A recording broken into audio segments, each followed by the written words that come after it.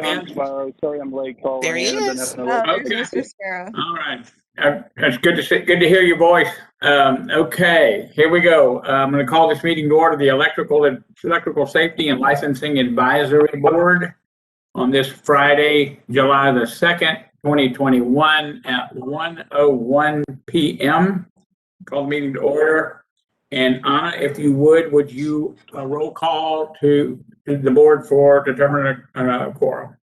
Of course. John Lewis is absent. Stacy Malcolm. Present. Marcus Lundergreen. Present. John Sparrow. Present. Gary Strauss. I think you're muted, sir. You're still muted, Gary.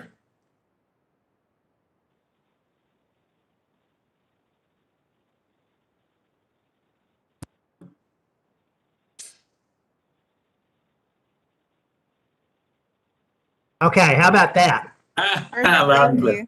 you. Okay, thank you. David Whitmire. Present. Troy Webb. Present. And our new advisory board member, Chris Bass. Present. All right.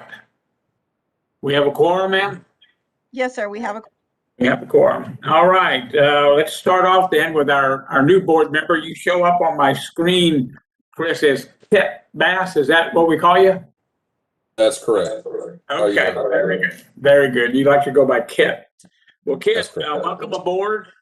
You've joined a great agency, and I don't know about myself, but the rest of the guys are pretty fine guys. So we want to welcome you aboard, and I'm going to give you a couple of minutes to just tell us a little bit about yourself, what you do, and what brought you here. Okay. I appreciate the opportunity, first of all, to be on the advisory board. Really looking forward to it. About myself, I've got 27 years in the electrical industry, electrical construction industry, working predominantly inside large refineries. I work for Neutron Beaumont here in Southeast Texas, so we obviously are in a lot of the refineries. So that's really about me. Just looking forward to the opportunity. Fantastic. Very nice to meet you. Hopefully soon we'll get to meet in person. Looking forward to that for sure. Okay, moving on to item C. Do we want to do item C before we approve the minutes on? Yes, sir. Okay, all right. Moving on to item C, our training for our new advisory board members. I'm going to call on Doug Jennings, our legal counsel, to take over for us, Doug.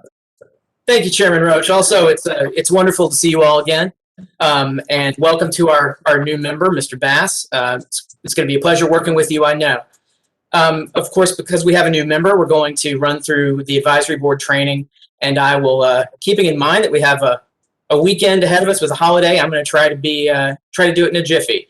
I would just ask y'all if you would put yourself on mute while I do the presentation. I would appreciate it. That way we make sure we don't have any echoes.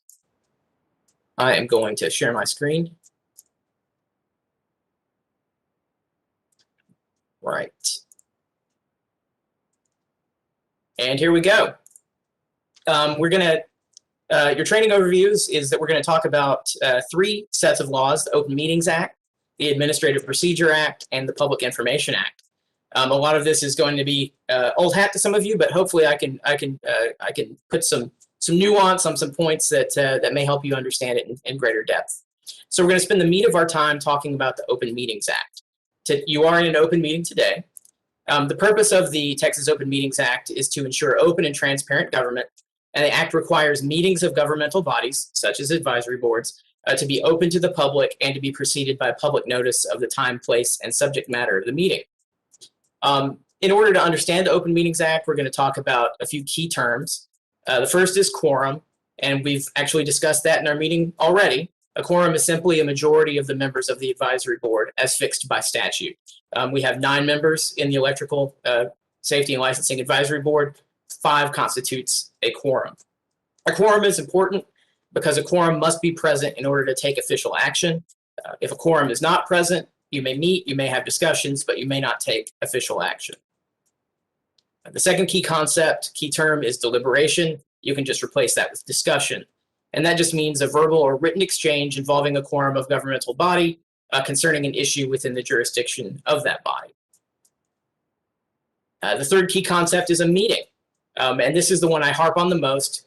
A meeting occurs anytime. I wanted to double underline that, but it didn't look good. A meeting occurs anytime and any place a quorum of a governmental body engages in discussion regarding public business or public policy over which that body has supervision or control, or anytime the body takes formal action.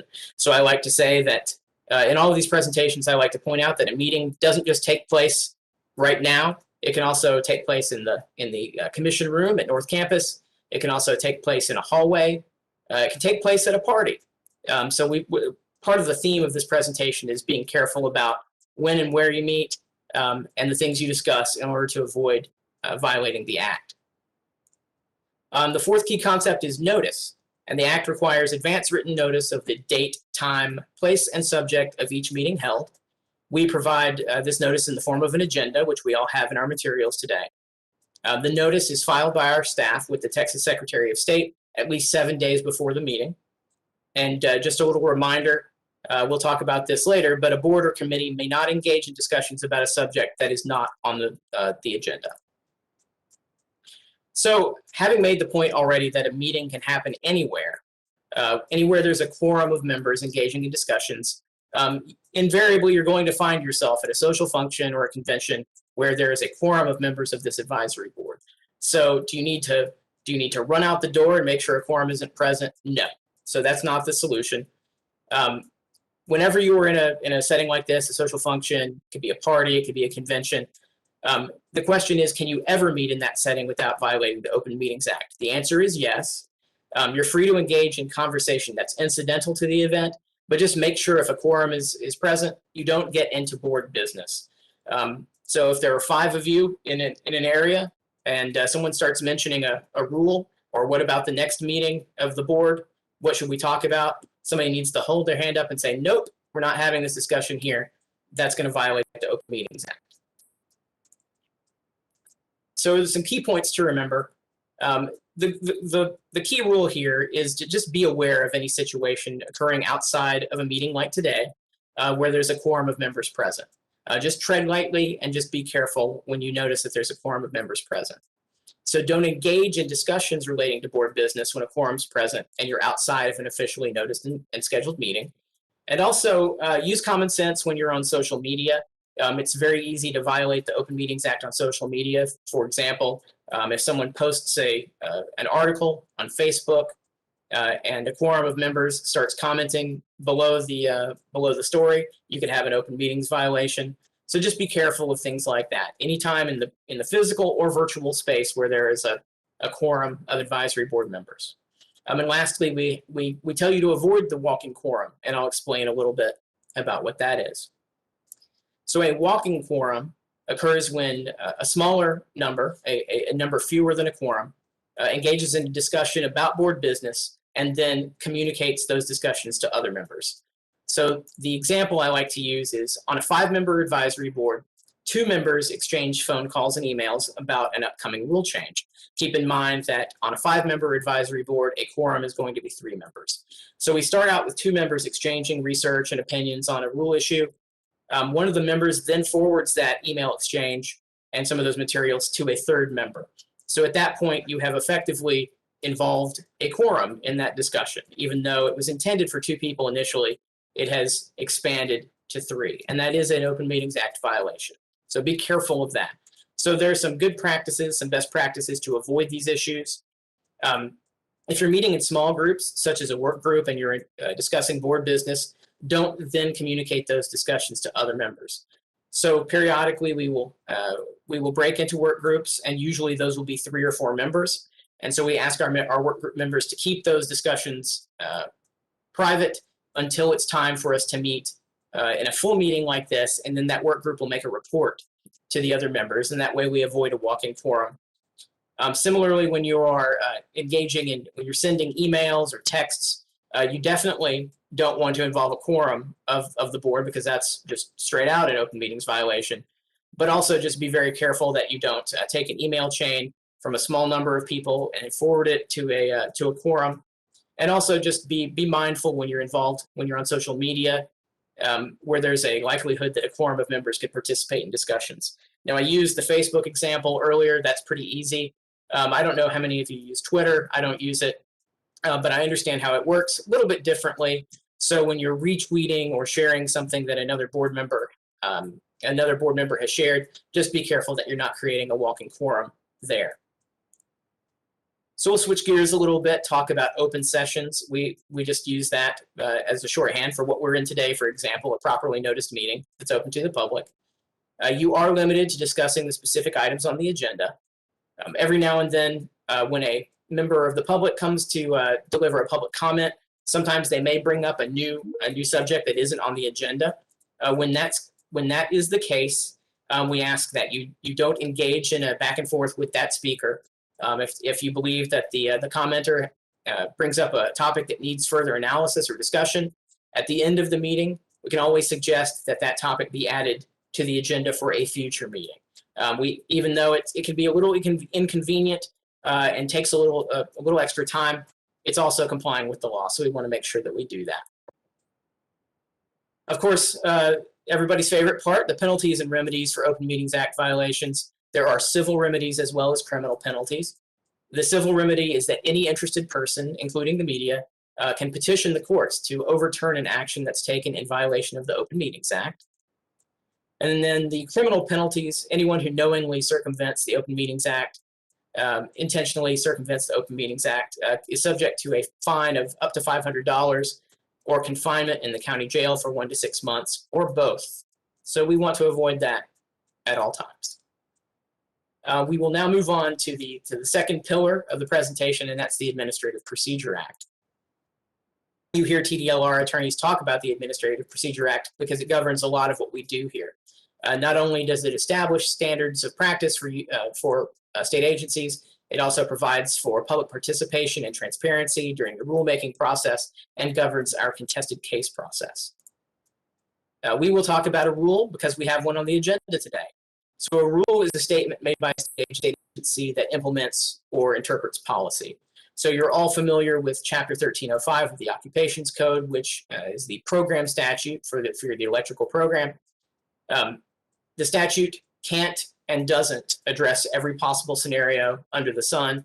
And so the agency has to have rules interpreting the statute and taking care of connecting the dots, essentially, that the statute doesn't connect. So rules can come from a variety of sources. Very frequently, when a statute is amended, we'll have to make rulemaking changes in line with those bills that have passed. Rule suggestions also often come from advisory board work groups, discussions you might have in a meeting such as today. Sometimes a recommendation will come from staff, or pursuant to a 4-year rule review. We're required to analyze the rules every 4 years and determine whether or not they still need to exist. And then also every now and then we'll get someone from the public will file a request with the agency asking for us to adopt or consider adopting a rule. And here's an outline of the rulemaking process. You'll see a couple of boxes in blue, and that just means that during our general rulemaking process, your advisory board will put eyes on a rule twice. You'll have 2 separate meetings, so you'll be able to give us your input at 2 different times. So starting at the beginning here, once a rule is drafted and we submit it to the governor for approval, we then bring the rule to you, to this advisory board, for your consideration. We will ask you to consider the rule, and if you approve it, to recommend publication of the proposed rules in the Texas Register. And that is that's a publication overseen by the Texas Secretary of State that just it prints the rules and allows people to submit comments on the rule. So the public then has 30 days to comment on the proposed rule. The Office of General Counsel at TDLR will review those comments and recommend any changes if necessary. We will then bring those rules and comments to you a second time. that'll allow you to review the comments, determine whether or not the rule should continue as initially drafted or whether changes are necessary. So you will then, that second meeting, you'll make your recommendation. And either way, most often you would recommend moving that rule forward to our commission. That's our governing body. And the commission would then review the rule filing and the comments and recommend adoption of the rules. That adoption document is then filed in the Texas Register, and then the rules finally become effective 20 days after filing. So we are in a multi-step process that can take months, but our general practice, again, is to make sure that advisory boards get to offer input at least twice. Lastly, we'll talk about the Public Information Act. The shorthand for this is the Open Records Act. And that act is intended to allow people access to information about the affairs of government and official acts of public officials and employees. And that act makes all documents, records, and other information relating to official business open to the public with some exceptions. And so those documents are not just physical documents, they can also be electronic documents. They can include anything from emails to texts on any device.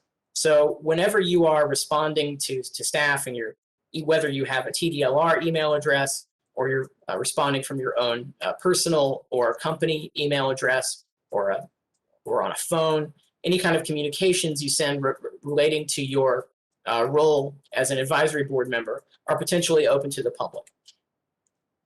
And so what we ask is that if you receive a public information request, whether that is from a member of the public or potentially a journalist, someone in the media, go ahead and contact the Office of General Counsel immediately. Forward that request to us immediately so we can act on it and give you some guidance.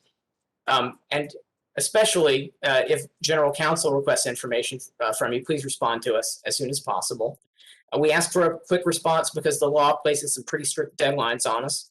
We have 10 days to respond to a request for public information. And of course, if you have something in your texts or emails to staff, like your date of birth or personal email address or protected medical information, by and large, that's going to be redacted when we release the documents. So that's going to be exempt from disclosure. And we can make sure it's exempt from disclosure if we are able to respond to that request in a reasonable time. So as long as we make our deadlines and we respond within 10 days, those things are generally going to be protected. And so I know this is a bit of a whirlwind, and I went through it quickly intentionally, but I'm happy to answer any questions anyone might have about public information, Administrative Procedure Act, or open meetings. Doug, you always do a great job in your presentation on this thing. Kit, did anything stump you? You got any questions on anything? Not so far. Okay, and I think, Doug, can't you send Kit the file of that presentation if he wants to review it on his own time? Absolutely, Chairman Roach. And there are some materials. There's some printed little memos in your advisory board materials that give kind of a lengthier explanation, a little more detail. But I'm happy to send the presentation and always available for a one-on-one if anyone has questions. Sounds good. Thank you. Anybody got any questions? All right, Doug, thank you very, very much. Thank you. Keeping us between the legal ditches. All right, moving on to item D, approval of the minutes of the November 1st, 2020 meeting. I'm assuming that everybody's had a chance to review the minutes. At this time, I will ask for a motion to approve the minutes. Chairman Roach, David Whitmire, make a motion to approve the minutes as recorded. With my motions, is there a second? Marcus Lendergreen, second. Mr. Lundgren seconds. Is there any discussion, gentlemen and ladies?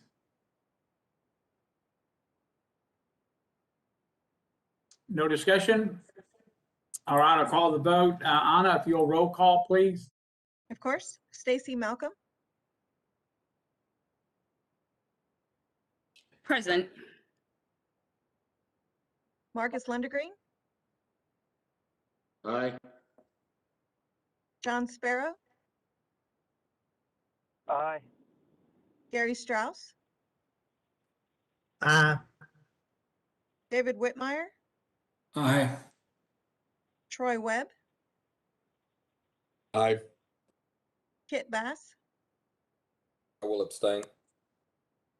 and presiding officer, Mr. Roach. Aye. The motion passes, sir. Thank you very much, Anna. Thanks, guys. All right, moving on to item E, public comment.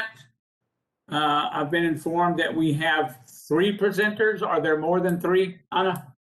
No, sir, we have 3 currently, Mr. Munoz, Mr. Glass, and Mr. Iverson. Okay.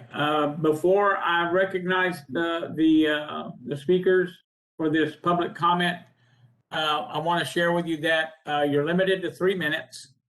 We appreciate you. I'm sorry. Sir, they're not yet in the meeting. Oh, they're not in the meeting. Okay. When do we want to bring them in?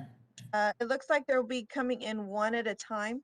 Mr. Okay. Munoz is now in the meeting, it looks like. Okay. Hello. Mr. Munoz.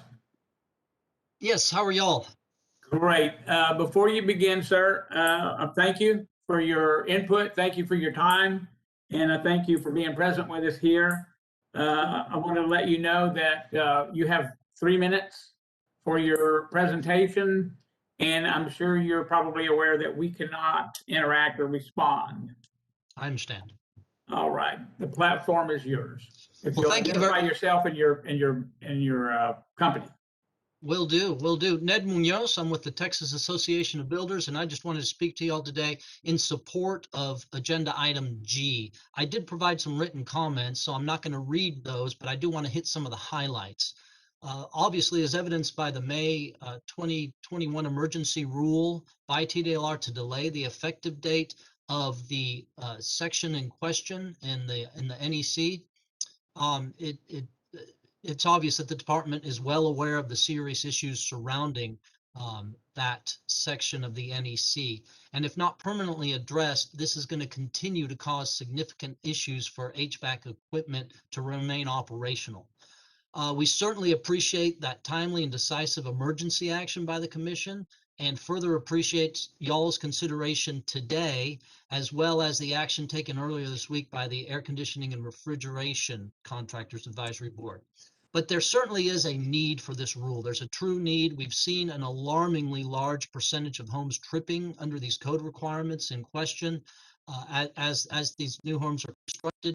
These numbers are coming from direct feedback from home builders in the field. So this is what we are seeing on the ground. And without any permanent action taken by the commission, this will again be a significant problem as temperatures rise, remain high in September and October, and pose serious and possible deadly issues in our Texas heat. As we know, it gets very, very hot here. Furthermore, it's our understanding that heat pumps will also be affected in the winter as temperatures drop. And in the wake of Winter Storm Uri, y'all can see that that would open up a whole new cause for concern. With no heat, pipes will burst, and these are costly repairs without a water source. But more importantly, people could easily lose their lives in another deep freeze like the one we saw in February. So it's important that we keep these nuisance trips from continuing to happen, because while it is a nuisance trip, it happens over and over and over and over. So you're not able to keep that heat or in the current situation, that air conditioning on. So delaying the effectiveness of section 210.8F of the 2020 NEC, as several other states have done, and as TDLR has already done in an emergency manner, is reasonable and necessary. It's a good action, one that TABS wholeheartedly supports and endorses, and frankly is in the best interest of the health and safety of the citizens of the state. So as always, in conclusion, I want to thank the commission. I want to thank the department. I want to thank this advisory board for all the hard work, for working well with all the stakeholders involved, and we sincerely appreciate it. And again, I just want to say that we are in favor of item G, and would hope the advisory board will vote to move forward on that. So thank you very much. Thank you, Mr. Munoz. Thank you for being with us, and thank you for your written presentation that you made to us. It's a very good read. Well, as always, thank y'all. I'll go ahead and drop off, and I wish y'all a great 4th of July weekend. You too, sir. Thank you. Sir, next up, we have Mr. Glass. Okay, I assume you're keeping the clock. Anna, are you keeping the Yes. clock on? Okay, all right. Mr. Glass? Where is he? Is he with us yet? He is on, he is not on video though. Mr. Glass, Oh, can you hear okay. us? All right. Okay, Mr. Glass, let me see if I'm reading this thing correctly. I think you're muted right now. Did you unmute? There you are. There you are. Okay. Mr. Glass, thank you for being here with us for the public comment portion of our meeting. I wanted to inform you, sir, that you have 3 minutes. And I'm sure you're aware that the board cannot interact with you during your presentation or following your presentation. Yes, thank you. With that, sir, then you may proceed. Thank you. If you'll introduce yourself and then what you do. Yes, sir. Good afternoon. My name is Robert Glass, and I'm the manager of state regulatory affairs for Goodman Manufacturing Company. We're part of the Daikin Group of companies, the world's largest air conditioner manufacturer. We've got a large manufacturing facility in Waller, Texas, with over 9,000 skilled workers manufacturing heating and air conditioning equipment. As of yesterday, 11 of 22 states that have either adopted the 2020 NEC or are in the process of adopting it have deleted, modified, or delayed the implementation of the 210.8F requirements. Links to more information are provided in written comments that I've submitted to this board for your consideration. The justification used by the Massachusetts committee when they deleted the 210.8F requirements stated, the addition of the 2020 NEC has not been substantiated. The loss experience supporting this addition to the NEC was based on untrained and unqualified work on an air conditioning condenser. GFCI protection saves countless lives and certainly has its place. However, it's a fool's errand to imply to the public that improper work can be rendered essentially safe by waving the GFCI magic wand. CMP2 came within 1 vote of rejecting this. Massachusetts needs to set it aside and await proper support. Due to excessive nuisance tripping, contractors, AHJs, and HVAC OEM industry have tried to work through NFPA to seek a delay in the implementation of the 210.8F requirements at a national level without success. 4 separate TIAs have been submitted to NFPA concerning this, all at various levels of progress. There's a technical problem with these requirements. GFCI breakers are approved to UL 943, which specifies leakage current trip requirements only at 60 hertz. A leakage current of 6 milliamps must trip the breaker, and leakage current at other frequencies has not been evaluated. Air conditioners and heat pumps are approved to the UL 1995, which does not specify a maximum from this type of leakage current, but rather utilizes dielectric voltage withstand test. There's a new standard UL 60335-2-40 on the horizon, earmarked to replace UL 1995, but mandatory compliance with the standard is not required until January 2024. Even then, the new standard allows up to 10 milliamps of leakage current. The UL Standards Technical Panel for both 943 and -2-40 are addressing the conflict between the two standards, but there's no fixed resolution on the immediate horizon. And once the standards are modified to not have a conflict, it'll take time for manufacturers to develop product and get it in the market. As such, Goodman recommends that the committee delete or modify these requirements until a future code cycle when the industry will be better prepared to address the requirements. Thank you for the opportunity to present the comments this afternoon. Mr. Glass, thank you very much for your time, sir. Thank you for your written presentation that you provided us, and we appreciate your input. Thank you very much. Mr. Roach, we have one more. Mr. Iverson will be joining us in the meeting momentarily.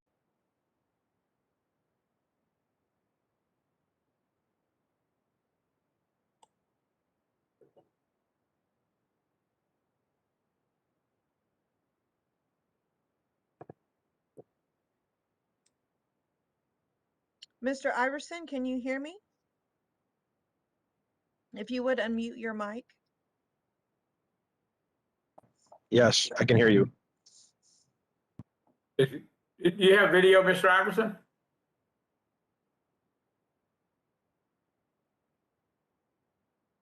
I'm sorry, I do not. My bandwidth's not very good.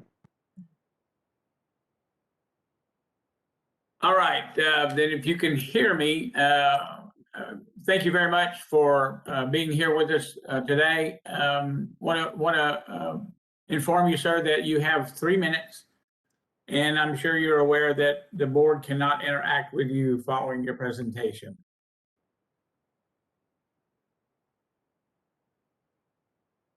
Thank you, Mr. Chair. Don Iverson with Square D Company. I'm here today just to talk in opposition to eliminating 210.8F from the Texas Electrical Code.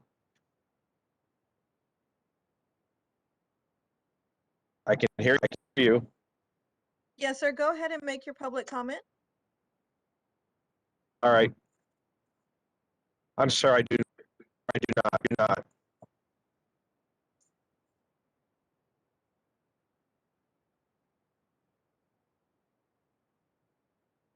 I assume he's having some Mr. Chair, technical can you hear me?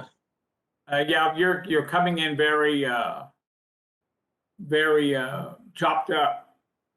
Are you using a phone, Mr. Iverson?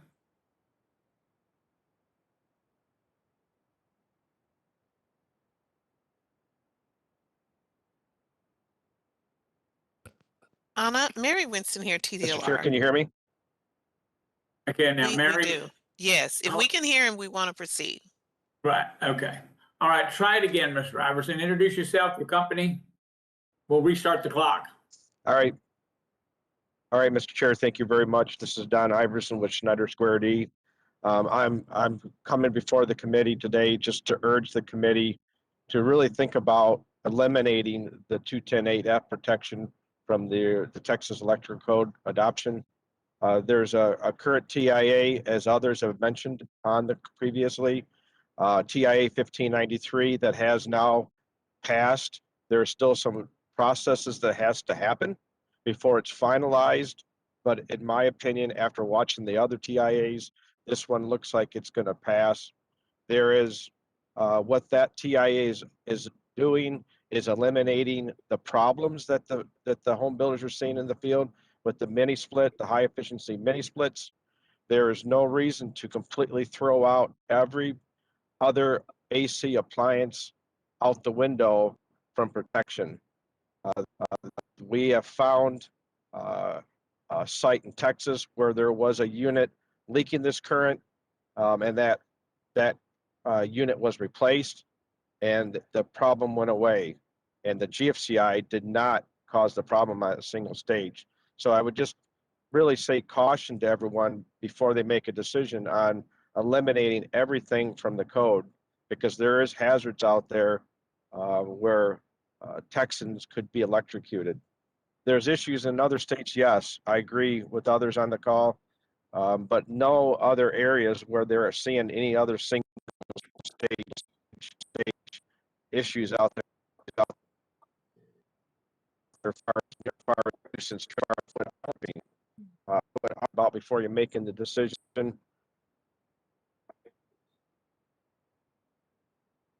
Is a proven technology out there and has definitely saved a lot of lives in the past. Thank you very much, Mr. Chair. Okay, Mr. Iverson, thank you very much for being here with us, taking your time to be here with us, and thank you for your input. Have a safe weekend, sir. Thank you. Sir, that All right. concludes public comment. Any other business under public comment? No, sir. Okay, we all done? All right. Moving on then to item F. We'll start into the staff reports in the licensing division. We'll call on Lisa Hudak.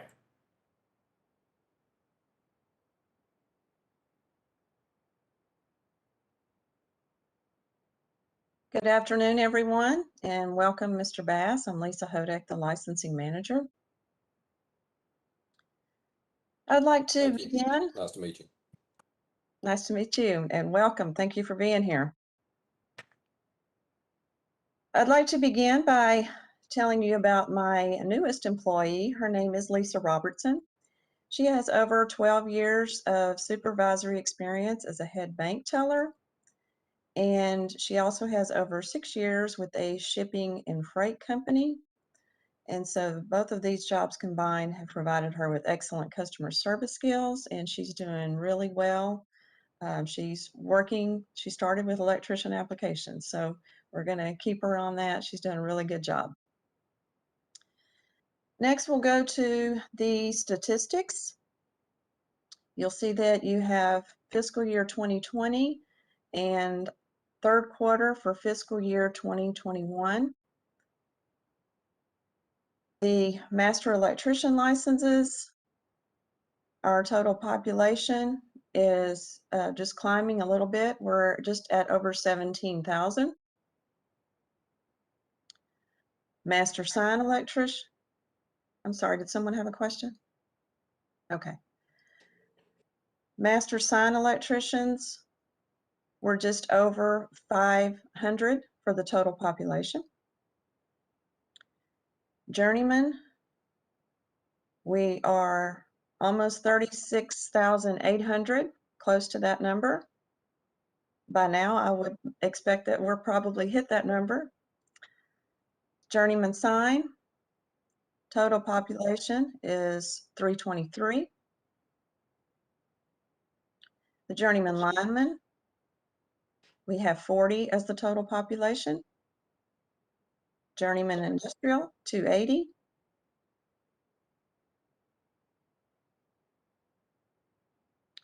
Maintenance is at 882. Residential wireman, 1687. And of course, I'm just touching on the total population. So if you have any questions, please ask. Apprentices we're getting closer to 85,000. Sign apprentices, we're at 1881.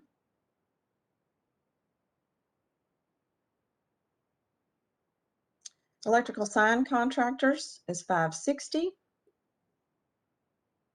Residential appliance installers is 2,035.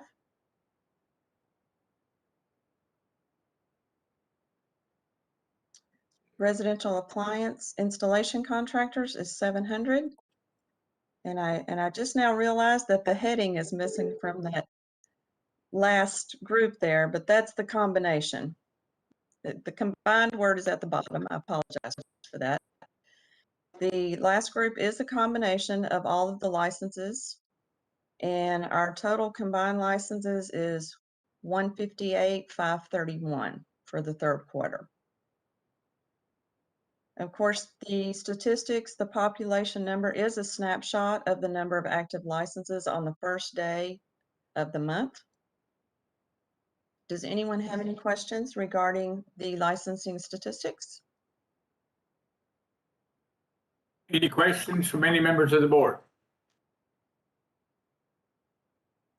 I have two more things I would like to touch on. The emergency license extension that has been extended to September 18, 2021.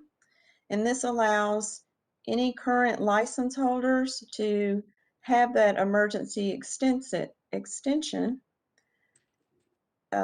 in case there is any processing problems or in case their renewed license was not renewed timely.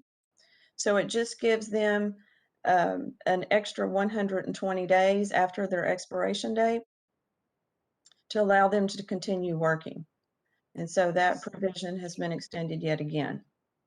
This information is available on our website, and the emergency license, it's very clear on the first page of our website. So I just wanted to mention that as well. Lisa, real quick, is there a measuring stick to determine how many folks are using that extension? No, sir, there's not. Basically, it just gives license holders additional time if needed. So if you submitted your renewal request into the department, like a written request, and it hadn't been processed for whatever reason because of delay on the processing part, then it would give you that additional time to continue working. It's not an actual license that prints, it just gives the license holder additional time. Right. Does that answer your question? Yes, yeah. Okay. And then the last thing I would like to tell you about is that's it as far as the emergency license, unless there's any more questions on that part. And that's our homepage, of course, and there's if you click on that link where it says emergency license status, it gives you all the information needed. The last thing I would like to touch on is the journeyman 7,000 hour requirement.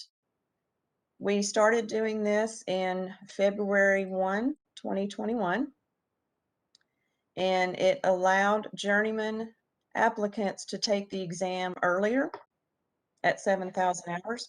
Basically, they would send in their application and we made sure that they met the 7,000 hour requirement, and then they were eligible to take the exam. After they pass the exam, they still have to provide us with the additional 1,000 hours, of course, to get their license, but it allows them to take the exam quicker.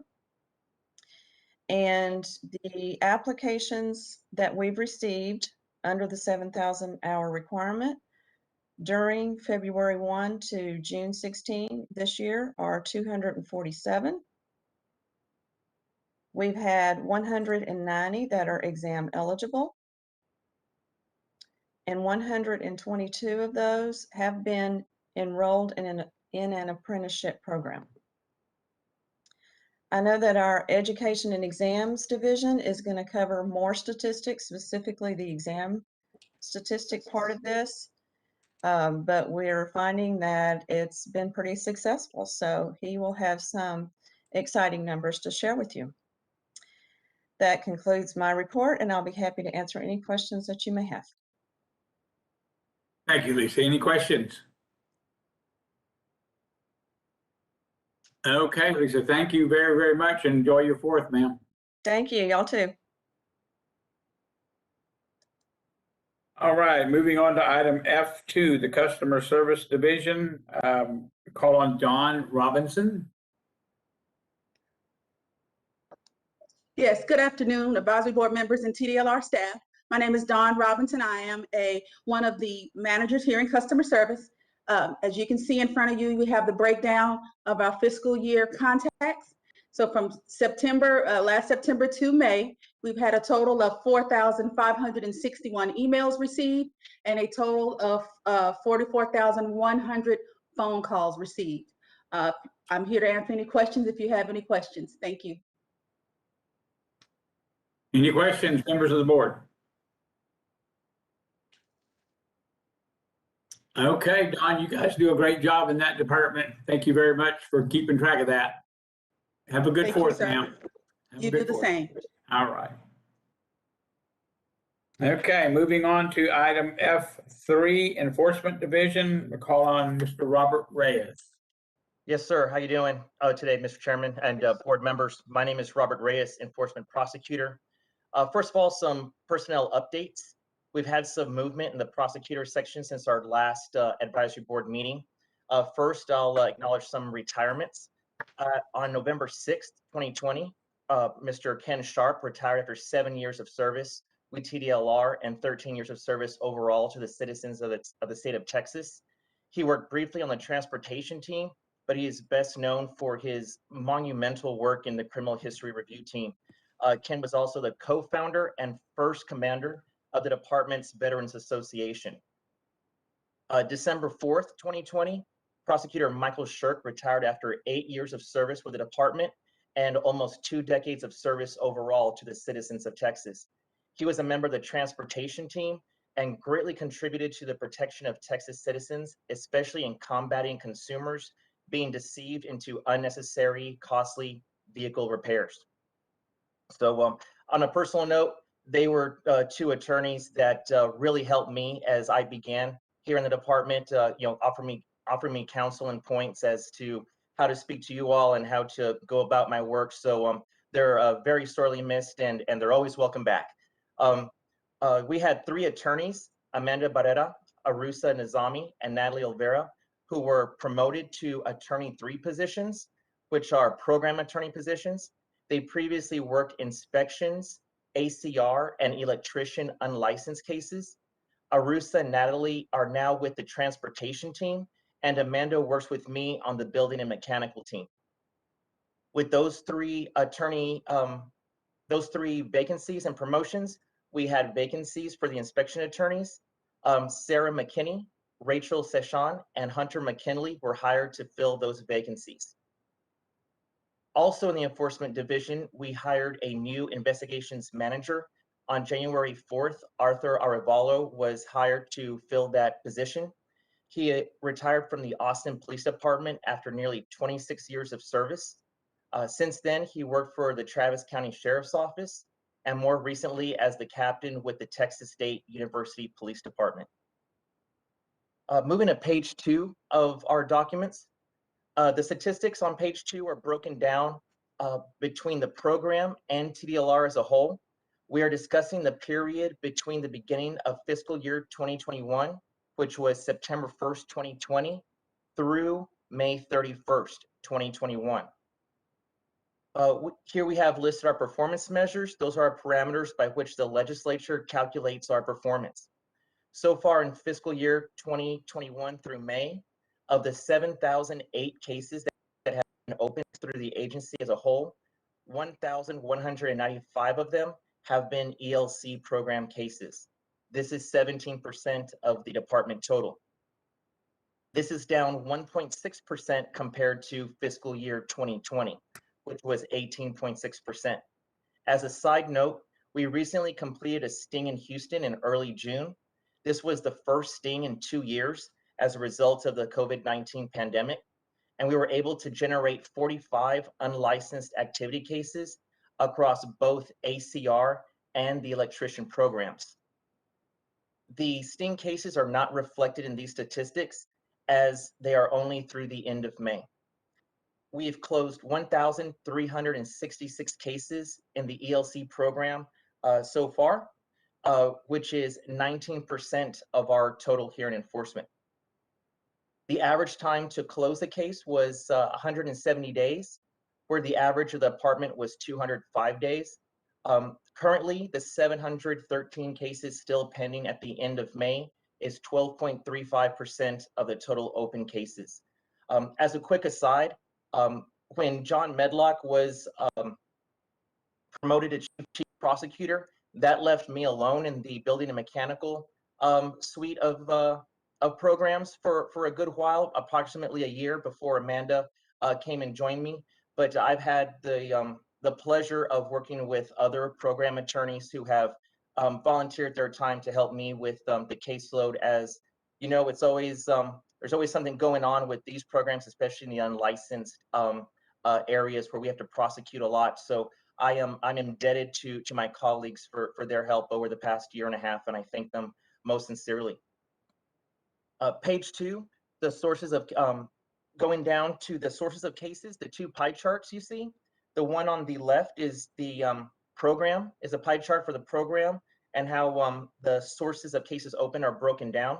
And on the right side, you see the department as a whole. 43% of the cases that we have during this current fiscal year were opened by consumers, and 1% were department cases. Department cases are opened during the course of our investigation when it is determined that an additional case is necessary. 56% of the cases open in the program have been criminal history cases.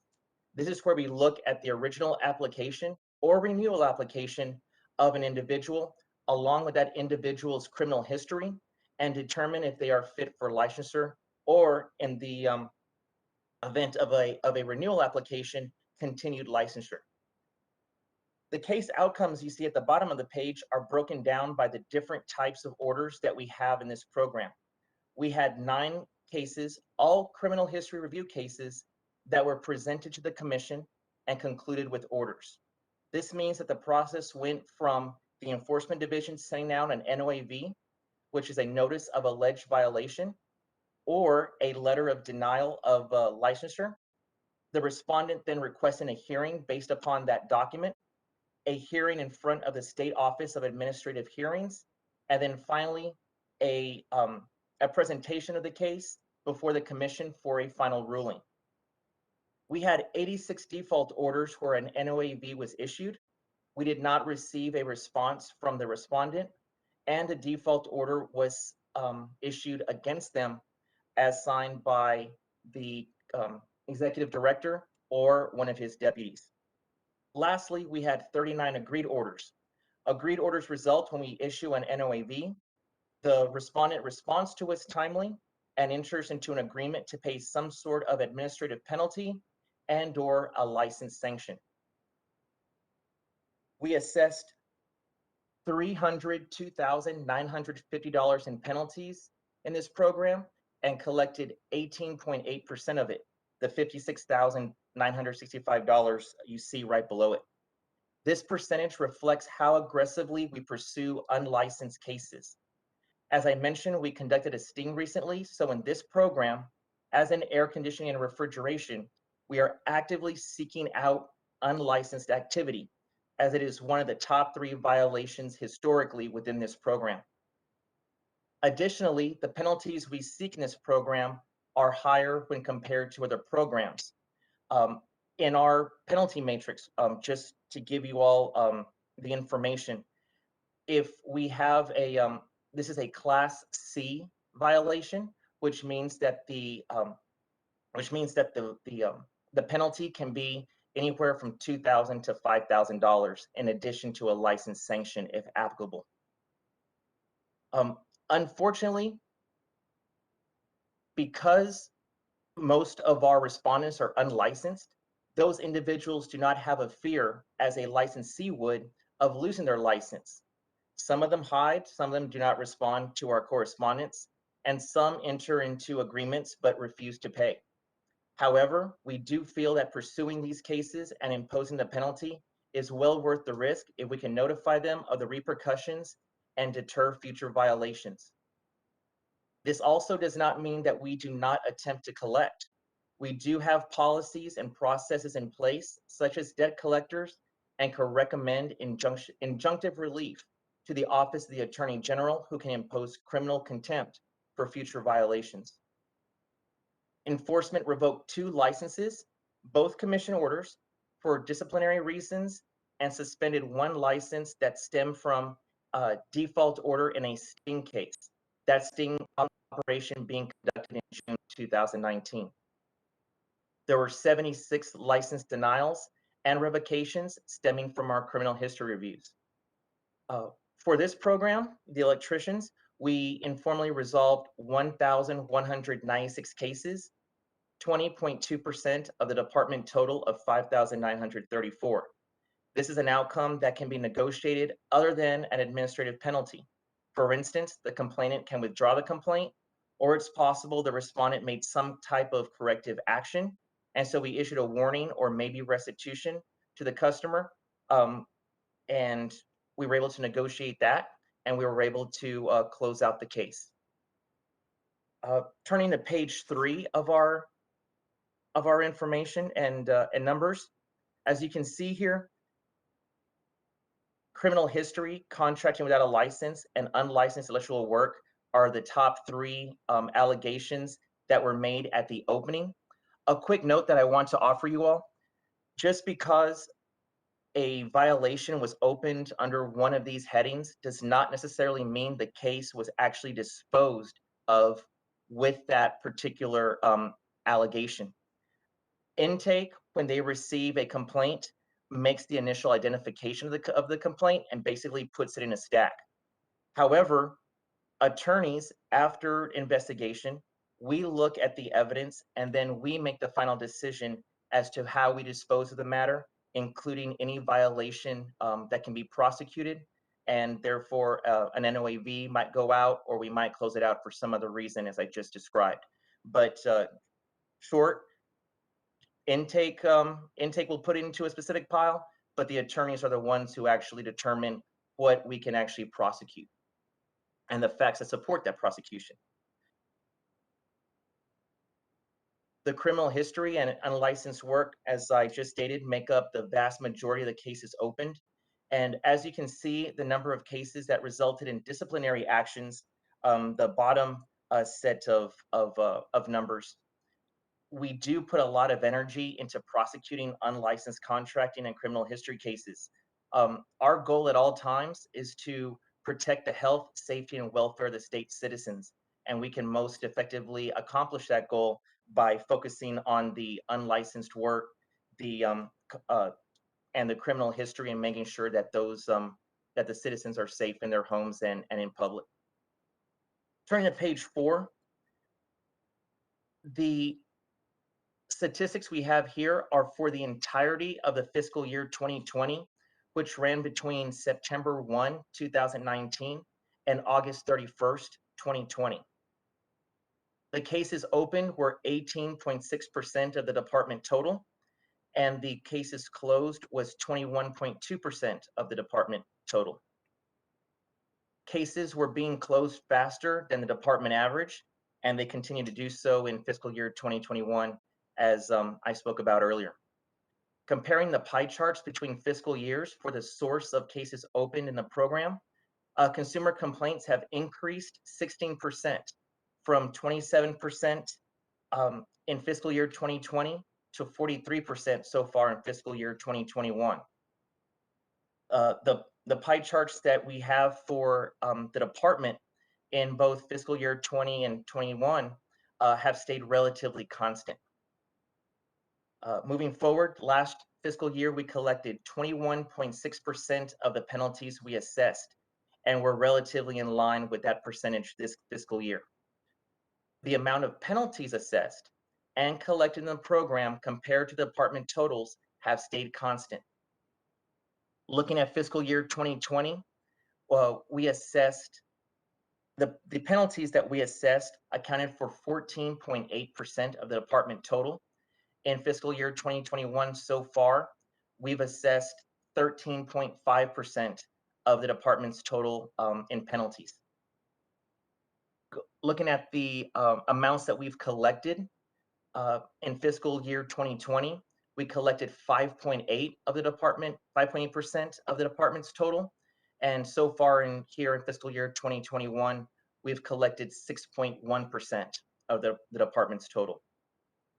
We've also been able to resolve last fiscal year, we were able to informally resolve 1,858 cases, a fifth of the department's total. So the team is doing a great job, as well as the investigators, of trying to figure out exactly what we can do to help our complainants. Sometimes it's not enough that we get them that we are able to achieve a administrative penalty. Sometimes, and we love to see it where we're able to get and speak to the respondents and get them to either help out and repair what is damaged, or foot the bill for any repairs that are necessary. That way, the complainants can be made whole again. Moving forward to page 5, which are the top 10 alleged violations at opening for fiscal year 2020. You can see that the criminal history, the contracting without the license, and unlicensed electrical work were definitely the lion's share of the violations at opening. As you previously saw, this continues to be the case here in fiscal year 2021. Evasion of responsibility to the client and not displaying license numbers in advertising round out the top 5, as they are currently doing in fiscal year 2021. Lastly, the last set of statistics, we have the top 10 violations that result in disciplinary action. As you can see, the majority of the actions that are taken come from the criminal history cases and the unlicensed contracting work cases. We continue to be committed to the health and safety of our citizens, as well as their overall safety, by reviewing applicants' criminal history. Would like to move forward now with our case summaries. In regards to Mr. Ramirez, he had a default order signed against him on March 25th, 2021. He was performing electrical contracting without holding the appropriate license. We went through the administrative process, did not receive any sort of response from him, and the default order was for an administrative penalty of $4,000 and, excuse me, a 1-year suspension of his apprentice license. That suspension will end March 25th, 2022, and he has yet to pay anything on this administrative penalty. In regards to Mr. Forrester, he had a default order signed against him January 28th, 2021. He was found to have performed electrical contracting without holding a contractor's license.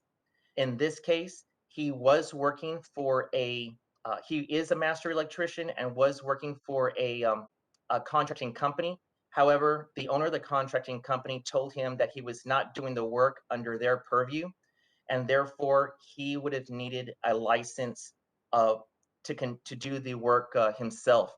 He did not have that, and so the NOAV was issued against him. Again, an administrative penalty of $4,000 was included in the order, and he has yet to pay anything on that penalty as of June 17th. In regards to Mr. Segundo, ELC 2019-13186, another default order was issued against him on November 13th, 2020. He was caught up in the sting operation that we conducted in San Antonio, Texas, early June of last year. And he was found to have offered to perform non-exempt electrical contracting work by offering a bid to one of our undercover investigators. The NOAV issued for this violation, and the administrative penalty of $3,500 was ordered after default, and he has not made any payments on the penalty. The next case that I would like to speak to you about is in regards to Eric D. Culver. This is a restricted license case, and I want to review what a restricted license is with you all, as this is something that is new since the end of the legislative session in 2019. First of all, it was part of House Bill 1342, and it relates to a person's eligibility for an occupational license and provides for an administrative penalty. The restricted license is only available in two programs, and that is for this program, the electricians, as well as the air conditioning and refrigerator contractors program. This creates a pathway for those who have a criminal history that normally would be disqualified for a license to be able to work. It's important to note that this is only for criminal history cases. Enforcement cannot use the restricted license as a license sanction. The term of the restricted license is for a period of 1 year. And after that year has concluded, it is the burden of the department to show that the restricted license should continue beyond that 1 year. If the department does not find any reasoning to continue those terms, the license is renewed on their full and unrestricted terms. Now, usually one of the terms that we include in the restricted license is that the person who holds it will be supervised by a licensee in good standing. If in the event a person holding the restricted license is found to have violated the terms of that restricted license, the department can prosecute that licensee as well as the supervisor for the violation of the terms. So we do hold people accountable, and if people are going to vouch for those who have run afoul of the law, we keep everybody on their toes, and we make everybody accountable. So moving forward, after hearing that information, in regards to Mr. Culver, on April 8th, 2021, he received a restricted license. The licensee was the subject of a criminal history investigation after he applied for a renewal of his journeyman license. The offense for which he was charged was directly related to the duties and responsibilities of an electrician, as reflected in the criminal conviction guidelines for this program. He, through his attorney, was very involved in interacting with us and trying to find a resolution for Mr. Culver. We received information that led to a recommendation that a restricted license be conferred to Mr. Culver. The Deputy Executive Director, Mr. Mike Arismendez, did sign the agreement that included restrictive terms. Those terms for Mr. Culver included that he only work under the name supervisor, and he could only work on new construction, industrial job sites, or commercial buildings. Additionally, he had to send emails letting everyone know in the company where he was going and when he was leaving and what he did during the time that he was working at a job site. Again, that restricted license is valid for a period of 1 year. The last case that I have for you all today, Chek Gaku. He entered into an agreed order on September 1st, 2020. He acknowledged that he allowed another person to use his license who did contracting work after Mr. Gaku pulled a permit for that person. The person was not an electrician contractor and was not working for Mr. Gaku. So Mr. Gaku paid the reduced penalty of $2,250 in full on April 13th, 2020. That is all I have for you all today. Happy to answer any questions you might have at this time.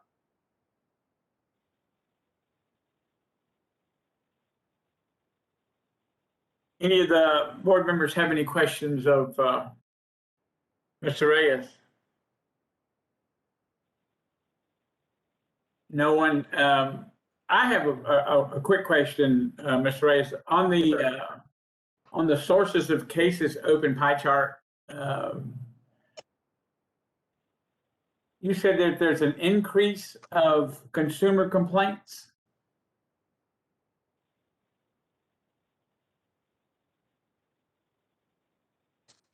Yes, sir. From fiscal year Yes, sir. 2020, which you see here on the screen, it was 27% of our cases in fiscal year 2020 were opened by consumers, and so far in fiscal year 2021, 43% of our cases have been from consumers. What do you attribute that to? A few things, sir, and one thing in particular, because people are at their house more. I think that they've noticed more things that are going on with their systems and inside their houses and residences. So I believe that might have been a cause of that increase, as well as the overall increase in just the population's general awareness and knowledge of what they need to have happen for their homes and for their domiciles. The GFCI, issue for us has been massive, and with the outreach that the department does, and with everything that is happening in the world, especially with the freeze that just happened, the winter storm that just happened in February, I believe that the population overall is just becoming more aware and is understanding a lot more, which is definitely not a bad thing. Right. Well, interesting. Yes, sir. All right. Anything else from any of the board members? Last chance. Mr. Reyes, thank you very, very much for your time, sir, your report, and enjoy your 4th weekend. Thank you all. You as well. Be safe. Bye-bye. Okay, at this time we'll move on to item F4, Education and Examination Division, and I'll call on Mr. Michael Strawn. Good afternoon, Chairman and members of the board. My name is Michael Strawn. I'm the manager for Education and Examination Division. I'm here to give you our exam statistics today. I wanted to point out, just for our total exam statistics this year, we are looking to surpass the total number of exams that were given last fiscal year. I wanted to point out that that's a significant accomplishment when we look at the 25% opening and capacity that we were allowed to have at our testing sites. along with social distancing requirements that were in place at the time. We are still maintaining the social distancing, but we are at 100% capacity at those sites, which has really been a big accomplishment for our team here, along with our exam vendor, to make sure that candidates had the ability to take exams as quickly as possible from the time they were eligible until the time they got scheduled. We continue with the efforts of making additional seats available at all of our exam sites, including the use of third-party exam sites to create additional availability, and we'll continue to do so at this time. So I just wanted to point that out. If we could scroll down a little bit more. And here is the breakout of every specific exam type that was given. I'm not going to go into detail about those unless y'all have any questions. Scroll down. And again, with continuing education providers and with our electrician apprentice programs, we remain steady throughout previous fiscal years. And if we'll scroll down to the actual 7K versus the 8K report, this is something that's very interesting. You heard Lisa Hodek talk about earlier the number of people that were eligible for the exam, and that we were seeing some good results from this. As you can tell right from the screen in front of you, our first time pass rate for the 7K is 82.76%. If you jump down to journeyman for 8K, it's hovering around 60%. Vice versa, if you look at the apprenticeship program, it's very similar to the 7K for that as well. We are hopeful that this actually means good things for testing at 7K. You know, whether that is people are, you know, information is fresh in their mind, they're able to take the test sooner while they're still, you know, practicing that information. We aren't sure yet, but I will tell you that we are hopeful and that we are going to continue to provide this data to you all moving forward. You heard Lisa talk about the small number of individuals. You can see, you know, 48, you know, first-time passes, 58 total exams. That is not enough statistical data to give us a actual solid ground on, you know, if this is actually going to hold or not. So we are going to have to continue to look at these numbers as we move forward.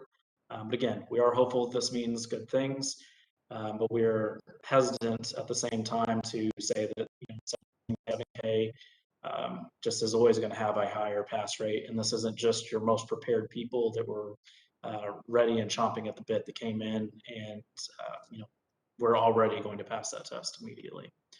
With that being said, that concludes my report, and I'm open to any questions that you have. Very good. I'm sorry, I did forget the ERC. My bad. We do have an exam review committee coming up to make updates to the exam. We are moving back to in-person exam review committees, and that will be conducted sometime later in August, probably late August. Our exam vendor is reaching out to our subject matter experts right now to see who's available. We do have enough people to conduct that at this time, and they are looking for the best available dates to get that scheduled. Thank you.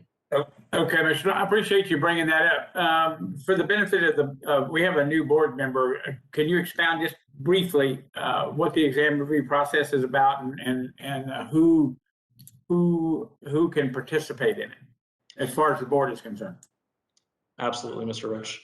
And thank you for the opportunity. The exam review committee is a group of individuals, subject matter experts, that are selected. They make application to the department. We put out qualifications on what we're looking for. Those qualifications come from subject matter experts in our RPM division, ourselves, along with the advisory board and other individuals that determine who makes the best candidate to sit on a journeyman or a master electrician examination. We set out those qualifications, people around the state. Sometimes they're advisory board members as well. Sometimes they're individuals that own businesses or just conduct in the field and have years of experience. Make application to the state. We review those applications, determine who is best qualified for it. Those individuals then come into these, as we call them, ERCs, Exam Review Committee for short. where they sit down and we look at Angoff ratings, how difficult questions are, making sure that questions are sourced to or cited to correct information, that the questions are performing correctly, they're not overly hard, they're not incorrect, and that they're asking the questions that the individuals that are taking this particular exam need to know. Again, if there's any legislative updates, updates to NEC code or anything else, those are also items that they look at. They write, review, and update these exam items several times a year to make sure that our exam is the best that it can be and it is up to date at all times. So. Okay, Mr. Thomas, thank you very much. And I think you guys have heard me say this before. Kit, you're new to the board. You haven't heard this, but that is the most impressive group of folks that I believe I've ever sat in the same room with and felt, I've never felt more intimidated. Felt like I was in a room full of guys that were so far above my head. It was unreal. It is a very impressive group. It's a very impressive process. And it speaks volumes of how the state of Texas is taking care of its exam process and its licensing. Thank you, Chairman. All right.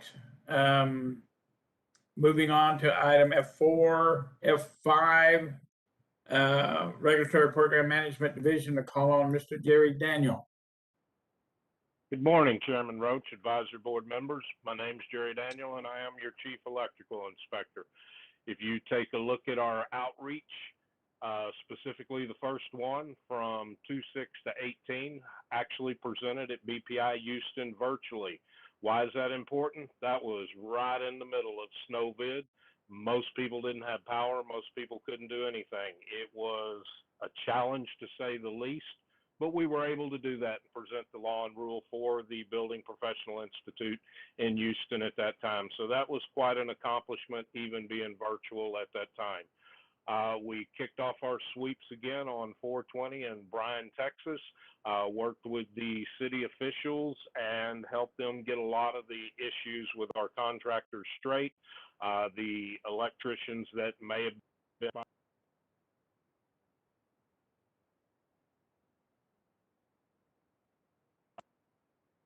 pardon my phone. We were able to help get everybody in compliance 100% that we found, so that was good. If you pay attention to the next job sweeps, you see that those are real close together. Why are we doing so many? Actually, June was National Enforcement Month, and we participated with NASPA in our job sweeps at the same time that our enforcement team did a sting. The numbers were phenomenal. We've never had numbers like this. These numbers just blew it out the water. In that report, one thing not included, we did have 33 expired, but they would have probably fell under that emergency. But we got them renewed anyway. The 9 licensees, we've worked with all of them, got everyone except one that actually has a AG hold on it, but he is working diligently to get that took care of, and that is our best thing that we can do in RPM is get compliance. One thing I learned as an inspector in the city of Houston, you can be real hard and bring the hammer down on anybody you wish to do it. But you've got to work with those people. As long as I'm here as an inspector, they're as a contractor, we've got to find a way, a medium to work together. And the best way we've found to do that is compliance, to show a little mercy, help them understand why, and get in compliance. Other than that, that's all I have to talk about on my report. If you have any questions about the numbers or anything, I'm free to answer it.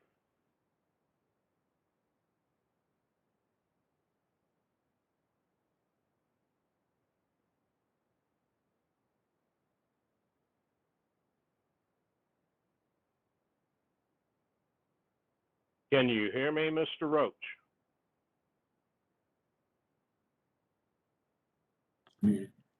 Oh, thank you, Mr. Daniel. Any questions from members of the board?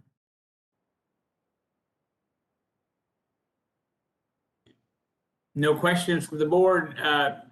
Jerry, as I've told you many, many times before, I'm extremely impressed with the job that you do.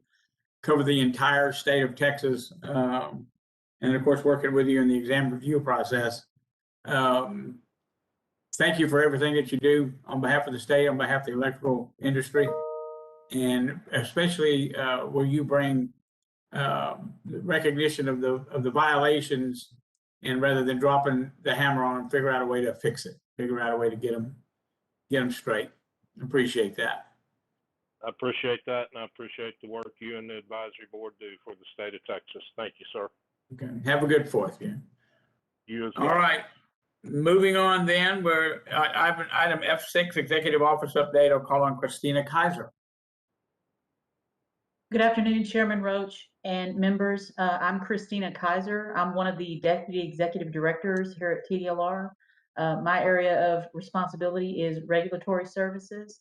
So I have the happy responsibility of overseeing the Enforcement Division, the Regulatory Program Management Division, and the Field Inspections Division. Joining me for today's report is another one of the agency's Deputy Executive Directors, Mr. David Gonzalez. Thank you for being here, David. And also Ms. Mary Winston, who you all know very well, who is the Advisory Board Attorney for the agency. I'm going to yield the floor for the first part of the report to Mr. Gonzalez, and then I'll be back in a few minutes. Thank you, Ms. Kaiser. This is David Gonzalez, Deputy Executive Director of Licensing Services. My responsibility is for the Customer Service Division, the Education Examination Division, and the Licensing Division. I will be providing the COVID-19 update. Suffice to say, we've not been immune to the impacts of COVID. I'm not going to rehash all the details that we went through last year. I think y'all heard most of them at the last November meeting, but I'm going to summarize a few significant points just to bring us quickly to the present. So in March of 2020, the agency decided to prioritize the safety of our staff, and we were able to coordinate the work activities such that many of our staff were actually able to coordinate their work from home. Unfortunately, as you may recall, there are some jobs that just aren't conducive to work from home, and we had to shut down actually some of our divisions because of the resulting positive COVID cases that came out of the interactions. Most significantly, our mailroom, our licensing division, some staff from the enforcement division. There's very few divisions that were not affected somehow, some way with the positive COVID testing. Of course, those shutdowns affected staff availability. They increased some of the backlogs and turnaround times for our applications. It was definitely a burden and a hindrance for us doing the job like we were used to doing it. And these experiences for our on-site workforce actually changed the way almost immediately how we could do our business. We had to go through quarantines. We implemented rotating schedules to minimize contact and allow for continuity of service so that not everybody gets sick at the same time. We separated groups, and if one group happened to catch it, since we had rotating schedules, we could have another group that could still ensure continuity of the mail getting processed. But it's been difficult, and lots of lessons learned. We initiated wellness check-ins so that everybody that goes into the office actually has to give a checkup on, if they have a temperature, how they're feeling, and all those things. Of course, the social distancing, the masking. Our E&E division even had to contend with as Mr. Daniel referred to it, as a snowvid event when the North Campus offices were flooded from broken pipes. So we're already going through COVID, and then we have broken pipes freezing where we had to move furniture and boxes and materials. Really challenged during this pandemic to get our work done as normal. We have done our best to try to communicate via our webpage and via email notices to the public we serve all of our efforts to provide relief from the challenges that we and our licensee has experienced, whether it was waivers from the governor for continuing education or any of the fees that might be associated with the licenses, or relief provided by emergency license extensions, which is what Ms. Hodick referred to earlier in her licensing report. We have pretty much done what most organizations have done this past year. We've adapted and learned lessons along the way, and despite all the challenges, there's no doubt that the pandemic has made us smarter. We're more agile, we're more flexible, we're able to respond to unforeseen circumstances, and hopefully we're going to take all those lessons and make our agency even better and stronger than it was before. I can assure you that just this experience we're having right now with the advisory board is one of those lessons. We believe it has been a positive experience. There are some technical challenges every once in a while, but the participation levels and the ability to have these meetings without everybody having to travel hundreds of miles or inconvenience themselves to be out of pocket from their families or their work schedules has made it a better experience for us. So fast forward to July of 2021. As an agency, we continue to prioritize the safety of our staff and the public. We're trying to incorporate all those lessons I talked about. We're still requiring our staff to do wellness check-ins. And prior to going to the office, they, again, have to take their temperature, let us know how they're feeling. Masks are now encouraged, but not required. As we see increased vaccinations and we get closer to herd immunity, we do expect that there'll be an increase of presence in the office, in the field, and outreach activities. So if you've been chomping at the bit to get a Jerry Daniel out there for a conference, this may be a good opportunity to start making those requests and filling their calendars for speaking engagements. Even Mr.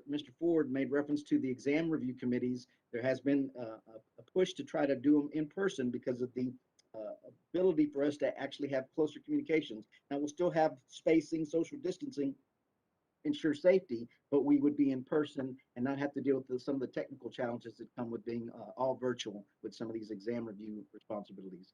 Again, we've made a conscious decision to be deliberate but gauged in our return to office. I'm going to share with you just 5 more points that I think are probably the most important part you're going to hear is our executive office has wrestled with these things, different problems. I say executive office, the entire agency, our staff, our managers, all the people doing the work, and our customers have all dealt with these challenges because of the work that we've done this past year to review how things have unfolded. We think we have a plan that's going to guide us from here and into the future. I'm going to share with you the points of that plan. The first point is that we still want to make sure that we're going to be safe and that TDR management is going to ensure the employee of all of our safety of all of our employees and the public. And we're going to maintain minimum COVID safety protocols for people to be safe in the office. Wearing masks in the office is not required, but strongly recommended. Again, we're encouraging everybody to get vaccinations. We even had vaccinations scheduled at our office to help encourage that process. Point number 2, we're going to stay connected. Whether we're in person or virtual, we're going to do our best to make sure our technology is as top-notch as it can be. We've got more laptops issued to more staff that allows for us to, unfortunately for us to get a hold of them all hours of the night and wherever they are located, no matter the weather, no matter if there's a flood at the office, we can get a hold of our staff as long as there's electricity and Wi-Fi and get our work done. So being safe and being connected are priorities. We're going to be strategic in how we do the implementation of return to office. If it's field operations, now that there's some better numbers and herd immunity, you're probably going to see them going out more often. And virtual inspections are still going to be in their tool belt. They're still going to be able to do things that we learned from the COVID experience that could help them, especially if it requires long distances of travel. We can be more effective and more efficient. We're going to use those new technology and new protocols to get our work done. Number 4, we're going to be flexible. We've actually delegated this to our managers and our staff to determine each and every position, to look at those positions and make sure what is going to be the best return on our investment, whether it's working from home or working from the office. Our goal should be to serve the public. So whatever the best outcome is going to be for the public, that's going to make the determining factor on whether or not that job or those activities will be able to be done from home or from work, have to be in the office for a time period or not. Again, the last point is to be productive. We're here to serve the public, so all the activities that we decide to do related to COVID protections and COVID safety measures is going to take into consideration what Texans need as far as service, getting licenses out, and we're doing our best to turn around and meet or exceed the agency's performance measures, hopefully go beyond and exceed the expectations of our customers. That is a very general set of guidelines that we're giving to all of our staff so they can review every single position at the agency and decide how we're best going to serve. Each division is given some flexibility to decide so that we can best serve the customers of Texas. If there's any questions specific to COVID-19, I'll be glad to answer them.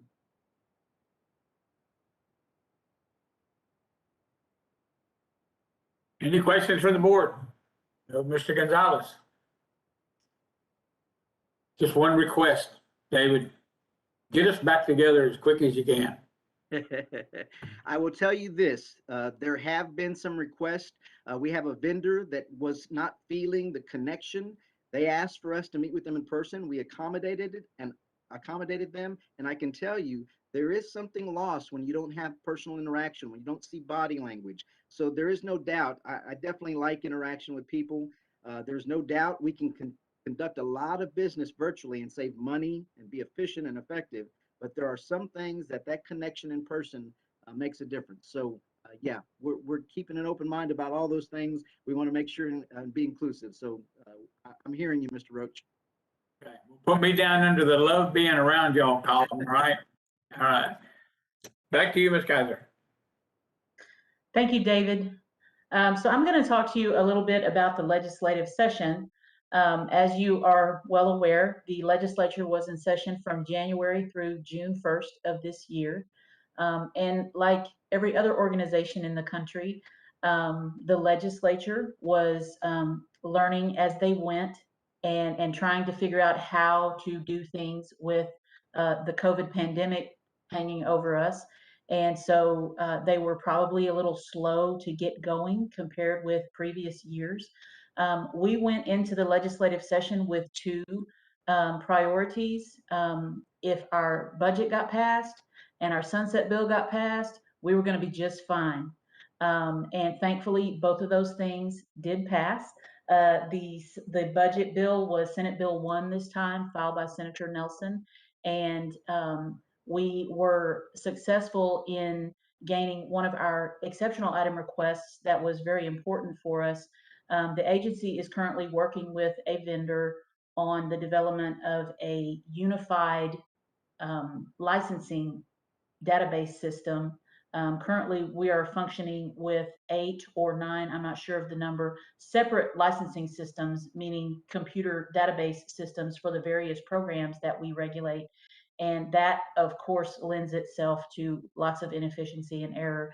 And so one of the exceptional items that the legislature granted to us as part of our budget was funding for our continued work on that licensing system, the new database. It's going to be called the Texas Licensing System. We're already working with the vendor on phase 1 of that project, and the funding that we were just granted was for phase 2 of that project. So we're very excited to keep moving forward with that work. That is, of course, going to be a multi-year undertaking, but it's going to be such a great win for the agency when that work is done. So aside from the budget bill, I would like to talk to you a little bit about our sunset bill. Before I get into that, I will tell you that in the legislative session, we were tracking more than 300 bills that related in some way to TDLR at the height of the session. This was very much an all hands on deck sort of feel during the legislative session. There were days when both David and Mary and myself and multiple other people were over at the Capitol covering various hearings to be available as resources in case we needed to answer questions about something TDLR related. So it's a big undertaking for staff already. And then on top of that, you have the sunset review of the agency that has been going on really for the last 2 years. The sunset staff come into the agency, and the point of a sunset review, we talked about this before a little bit. The point of a sunset review is essentially to see if an agency is still relevant and if it's still adding value for the state of Texas for the purposes that the agency was originally created for. And so as part of that, that review is conducted by staff of the Sunset Commission, which is actually another agency of the state. And they came over to TDLR, and over the last 2 years, I couldn't tell you how many meetings they've had with various groups of staff. It was at least 80. It might have been more than 100 all told, but they really dig in and they learn how we do things. And their purpose is to find areas of inefficiency, areas of needs for improvements in processes or policy directions of the agency. So their staff report was published last year in June as a result of their work with the agency. And then the Sunset Commission in the fall and into the winter held some hearings to review the staff report. And ultimately, the Sunset Commission adopted some of the staff report's recommendations. They did not adopt others. And then the recommendations that the Sunset Commission adopted then got put into the form of a bill, House Bill 1560, that was filed in the legislative session, and it had to make its way through the legislative session in order for our sunset process to be complete. And so thankfully, our sunset bill was passed on the very last day of the session that senators and representatives could take action. They did take that action, and our bill was passed. And so we're very thankful for that. Let me highlight a few of the big items out of the Sunset Report. You may remember when last we spoke that the Sunset staff had recommended the elimination of a couple of electrician license types. Specifically, it was the journeyman lineman and journeyman industrial electrician. The Sunset Commission in those hearings in the winter did not adopt that recommendation. And so there is nothing, those license types have not been eliminated as a result of the sunset process. And there is nothing in the Sunset Report that directly impacts the electricians program. I will tell you a few of the high points though. In Article 1 of the Sunset Bill, there are a whole handful of provisions that relate to the functioning of the agency. And in particular, there are some recommendations relating to our enforcement and inspections process. And the idea behind these provisions is to make our inspections process and our enforcement process more based on risk. And so we are required now under the Sunset Bill to conduct inspections according to a risk-based analysis and to prioritize complaints according to risk. I think what that's going to mean is that in the enforcement world, there might be some complaints that don't get investigated at all. And there might be some complaints that will be investigated and prosecuted more rapidly than others, depending on the level of priority given to those complaints. This is very much a work in progress right now with the staff, and we're figuring it out. Another provision in the first article of the Sunset Bill that relates to advisory boards is very interesting. In our Sunset Bill, we were granted authority on an ongoing basis, even after the COVID emergency is lifted, to continue holding advisory board meetings in a virtual setting. It's certainly not required, but it is authorized. And so this will allow us to continue to be, to take advantage of some of these things that we've learned how to do during the COVID pandemic and continue to enjoy some of those efficiencies.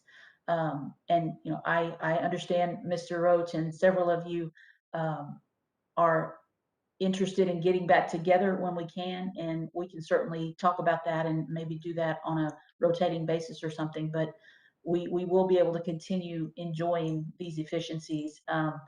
And, you know, during the pandemic, we were able to have such a heightened participation by the public in our advisory board meetings and in our commission meetings that were held online. So that's definitely a benefit that we think we will continue to enjoy going forward. Another provision in the Sunset Bill related to advisory boards is that we're authorized to, our executive director is authorized to form multidisciplinary advisory boards for, you know, whatever duration we need them for. So if there is an issue that we're grappling with that affects, you know, maybe affects electricians as well as air conditioning contractors, as well as, you know, elevator contractors, and some of our other professions, we can pull members from multiple of those advisory boards or other members out of the industries to participate in those multidisciplinary groups so that we can kind of have one conversation with everybody in the room.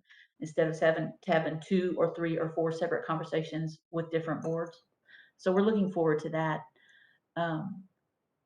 Aside from all of those things that have to do specifically with functions of the agency, a couple of our programs, our current programs, were very affected by the Sunset Bill. The cosmetology and barber programs, which you may or may not be aware, have historically existed as 2 separate statutes with 2 separate sets of rules, 2 separate advisory boards. The Sunset Bill now is merging those into a single statute. So there will be one advisory board going forward for both of those professions. There will be one statute. There will be ultimately one set of rules.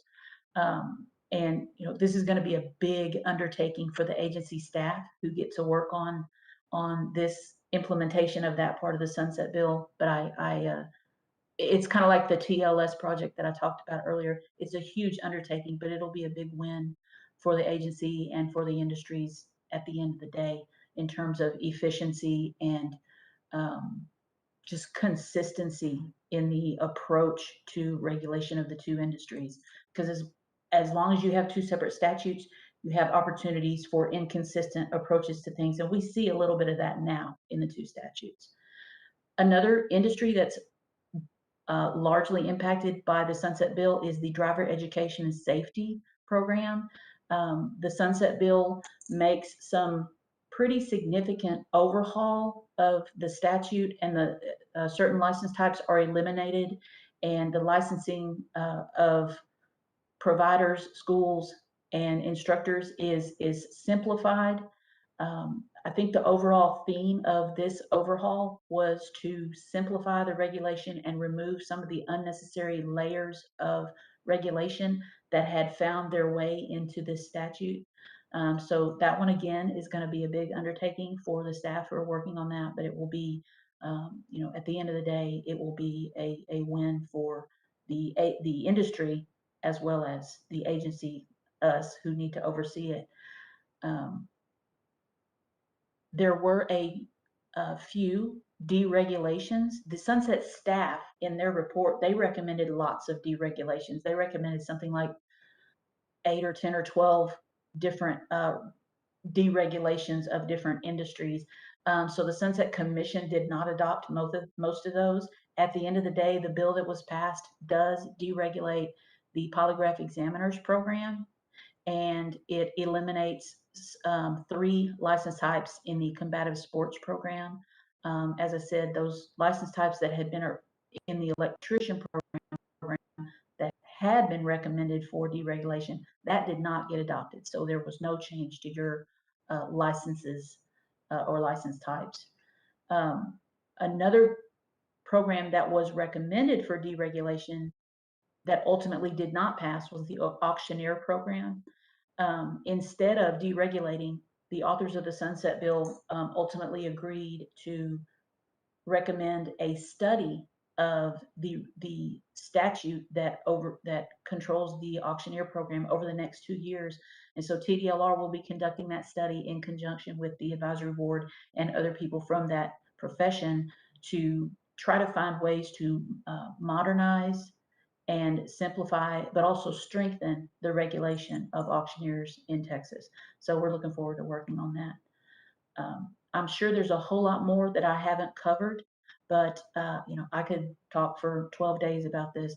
I am happy to answer any questions that you have about the legislative session and the Sunset Review in particular. Thank you, Ms. Kaiser, for your presentation. Let me first start out by saying congratulations on the vote by the legislature to keep us alive. That was quite a process. I know exhaustive on y'all's part. You did a great job of, I think, wearing them down, for lack of a better description. So I'll just let them go, keep them going. It was great. Any board members have any questions of Ms. Kaiser or Mr. Gonzalez? No questions? Christina, David, y'all have an excellent 4th of July. We do have one other part of the executive office report. Ms. Winston is going to cover that. Okay. Thank you so much, Christina and David. And we do want to assure you that, yes, we are allowed to proceed with the virtual meetings, which have really brought in folks that could not attend and who had difficulty. And since everyone is being paid the huge number of a big fat zero, so this is truly a volunteer position that you're taking. Yes, my father-in-law has a home phone. Sorry about that. Um, but we want to see you too, Mr. Roach. So my best part is very short, and it's just our snapshot because we always want to know, how are we being reached? Who's reaching us? Why are they reaching us? It helps us develop our next practices, as my boss likes to say, our boss says, that to know how we're going to reach out and how to best serve our licensees and the public. So on that note, over the past 6 months, the website specific to electricians has had over 500,000 views. That's an average of almost 3,000 per day. 37% were by desktop computer, 61% by smartphone, 2% from a tablet. Now, this is very specific to this industry. Other industries is more so desktop, less smartphone. It just depends on the industry that we regulate and how they're reached. And that helps us move forward with our next steps of how we communicate. Will there be an app? Will there be another way? So this is helpful. Top reasons for visiting the site: how to apply for a new electrical apprentice license, how to apply for a new journeyman electrician's license, renewing that apprentice electrician's license, the electrician exam information, and for forms and publication. So that's what you guys are asking us for. That's what we're making sure that we provide you clearly and as succinctly as we can. And that's the end of my report. I do want to thank one of our commissioners who reached out, who is actually working on site. And she reached out to say, hey, I'm tuned into YouTube. Commissioner Callier, thank you for tuning in. And sometimes we think we're the only people who are listening to these meetings, but we do have views. We know this, and we appreciate our commissioners for taking time out of their busy schedules to not only attend commission meetings, but to attend our advisory board meetings. That concludes my report. Thank you. Yes, thank you, Commissioner, for being with us. Mary, your father-in-law and I have something in common. I have a home phone too. It must be a generational thing. I don't know. I just can't give it up. Just cannot give it up. Anyway, anybody got any questions of Ms. Kaiser or Ms. Winston or Mr. Gonzalez before we move on? Great job, you guys, and congratulations again. Moving on to item G, discussion and possible recommendation on the proposed amendments to the existing rule at 16 Texas Administrative Code, TAC, Chapter 73, Section 73.100, regarding the electricians program. The proposed rule amends 73.100 by placing the existing rule text into new subsection A and adding new subsection B to state that compliance with section 210.8F of the 2020 National Electric Code is not required until January 1, 2023. That was a lot. I'm going to call on Doug Jennings to present. Thank you, Chairman Roach. Again, Doug Jennings, Assistant General Counsel for the department. Yes, that's a mouthful. The caption may actually be longer than the rule itself, which is an interesting change. I'd just like to give everyone a bit of a background on what we're doing today. As this board is intimately familiar, the 2020 National Electrical Code, NEC, came into effect last November 1. Very soon thereafter, our staff started getting complaints about subsection 210.8F of the 2020 NEC. We became aware of air conditioning systems in particular causing nuisance trips repeatedly, to the extent that some systems wouldn't even stay online. They essentially stopped heating or cooling, as it were. And we became aware that this is due to an equipment incompatibility wrought by this change to the NEC. So the provision 210.8F is brand new in the 2020 NEC, and it requires a GFCI to be in place on outdoor outlets. Not being an electrician myself and being simply an attorney, I've got Jerry Daniel on the call to help me out with some of the technical issues with this and to answer any questions you might have. But in layman's terms, we had an equipment incompatibility issue that was causing air conditioning systems to fail, and that was caused by a new requirement of the 2020 NEC.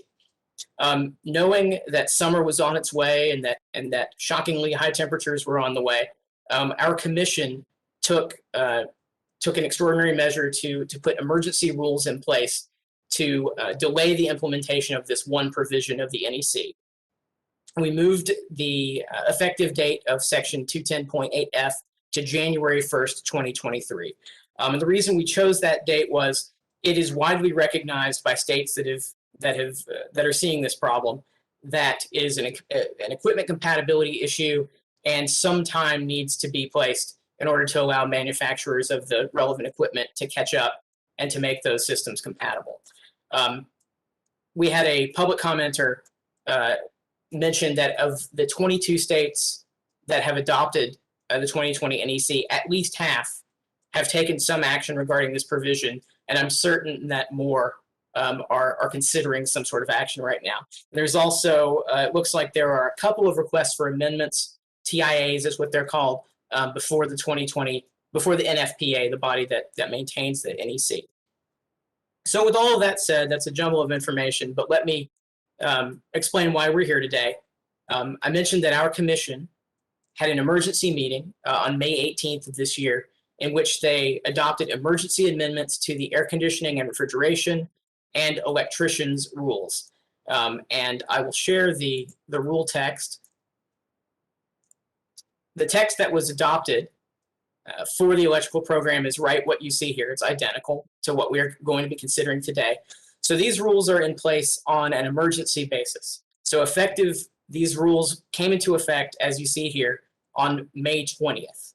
And they will be in effect, this change will be in effect for 120 days, and the commission can actually renew that for another 60 days total. So that is on an emergency basis. And when the commission adopts rules on an emergency basis, we don't do things like publish in the Texas Register and have a 30-day comment period. These things go into effect immediately. So while these rule changes have become effective on an emergency and temporary basis, we are coming in and doing a parallel rulemaking in our normal fashion, where we take the rule to you, to this board, to have a more deliberate period, where we look at the rule once, we publish the rule for comment, we have a 30-day comment period, we prepare, we gather those comments together and bring them back to you for a second meeting and do our normal process. So this is kind of a multi-layered strategy that we're going through right now. So what we're going to ask you to do today, and of course we're going to have questions and answers here, what we are asking you for today is to approve the rule text you see before you, the rule change before you, for publication in the Texas Register. And of course, we would publish that in the Register. That would begin the 30-day comment period, which we would gather and bring back to you for a second meeting. At the next meeting, we would ask you to consider the comments received and make a determination about whether or not to recommend our commission, our governing body, adopt the rule on a permanent basis. So at least we have something in place on an emergency temporary basis right now that would provide relief to so people's systems won't just stop working, but this is a longer term fix. So I hope that's clear. If you have questions regarding the technical aspects, Jerry's on hand, and we'll do a much better job of explaining it than I will, I assure you. Jerry, you got the floor. I'll just be happy to answer any questions that y'all have in regards to this issue. Stacy, Mighty, Jerry, my question is, what is the specific equipment compatibility issue? The issue is that the higher end split systems, the variable speed DC drives, are actually causing the GFCI breaker to trip.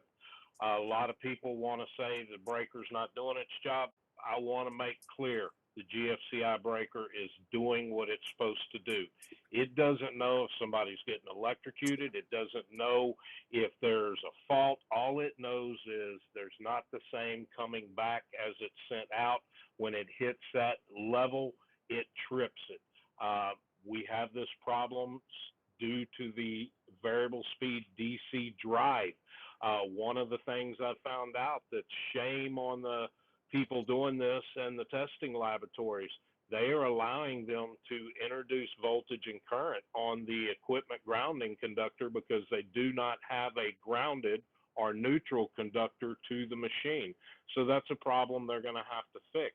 But the electrical equipment breaker manufacturers are actually working on this very diligently and should have a product out that actually harmonizes with the frequency to make it work. But we still have an issue of introducing current onto the equipment grounding conductor, which is something the air conditioning manufacturers had knew about since 2018.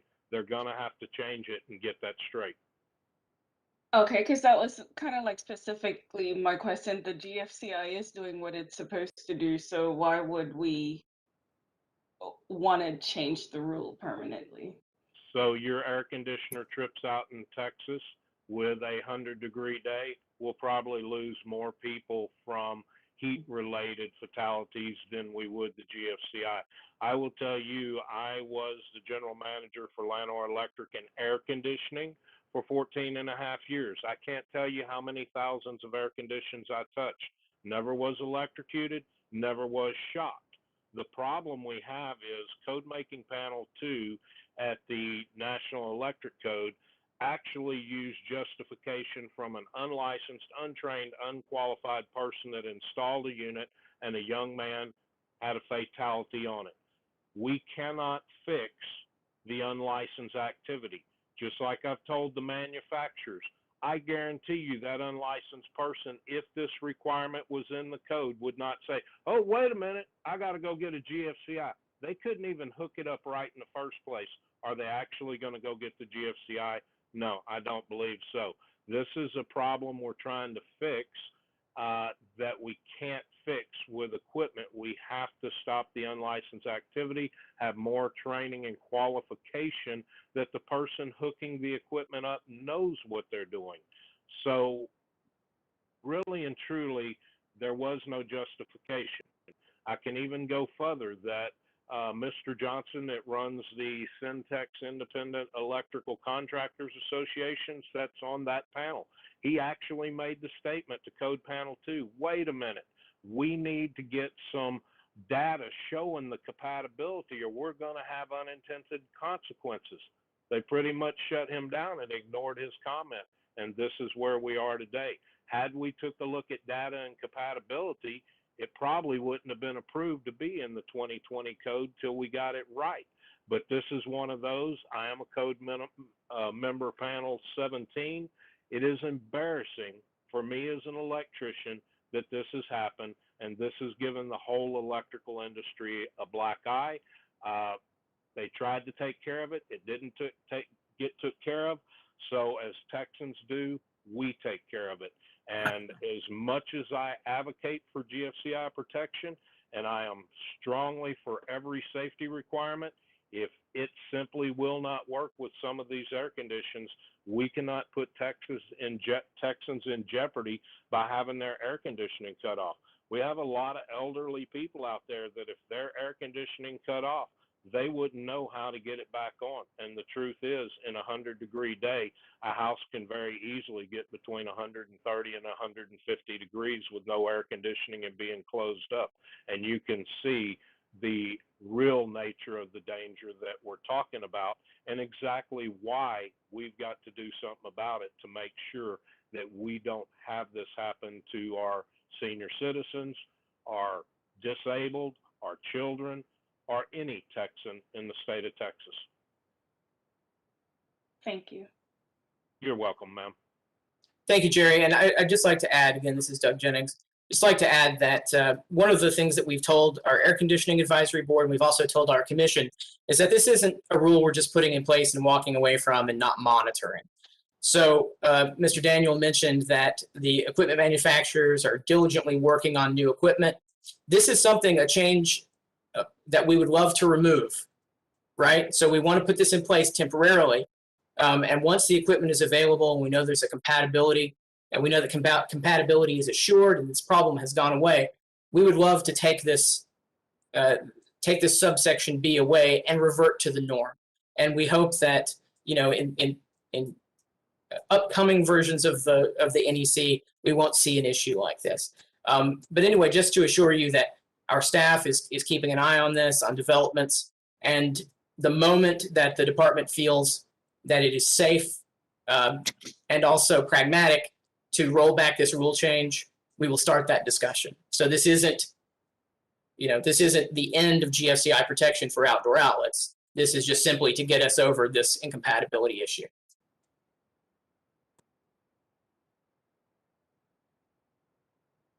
Any questions by members of the board? I have a question. Yes, Chairman Roach, Whitmire, I have a question. Jerry, are you concerned about this UL Standards Technical Panel having a conflict between their two, the UL 943 and the UL 60335-2-40?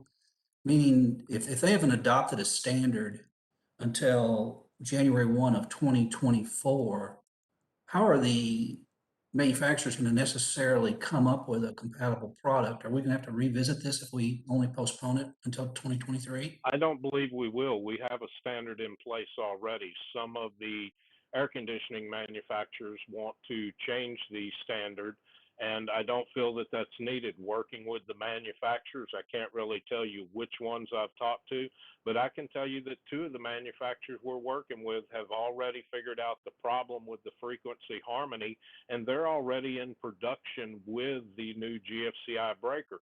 Even talk to them about, well, we're going to have a lot of the old breakers out there. You say it's good, we go out there, the manufacturer's giving them the old breaker, and we're getting the calls that it's not working. So they're actually going to have markings on their breaker that will designate the new generation, so that we will know that if that breaker has that generation, it has already been tested and told that the manufacturer has looked at it all and it's working. Some of these manufacturers are setting everybody's air conditioning equipment up and using these new breakers with it. I would just talk to a person, David, from a manufacturer that says they have had 6 set up, they have watched the curve, and all 6 of them have held.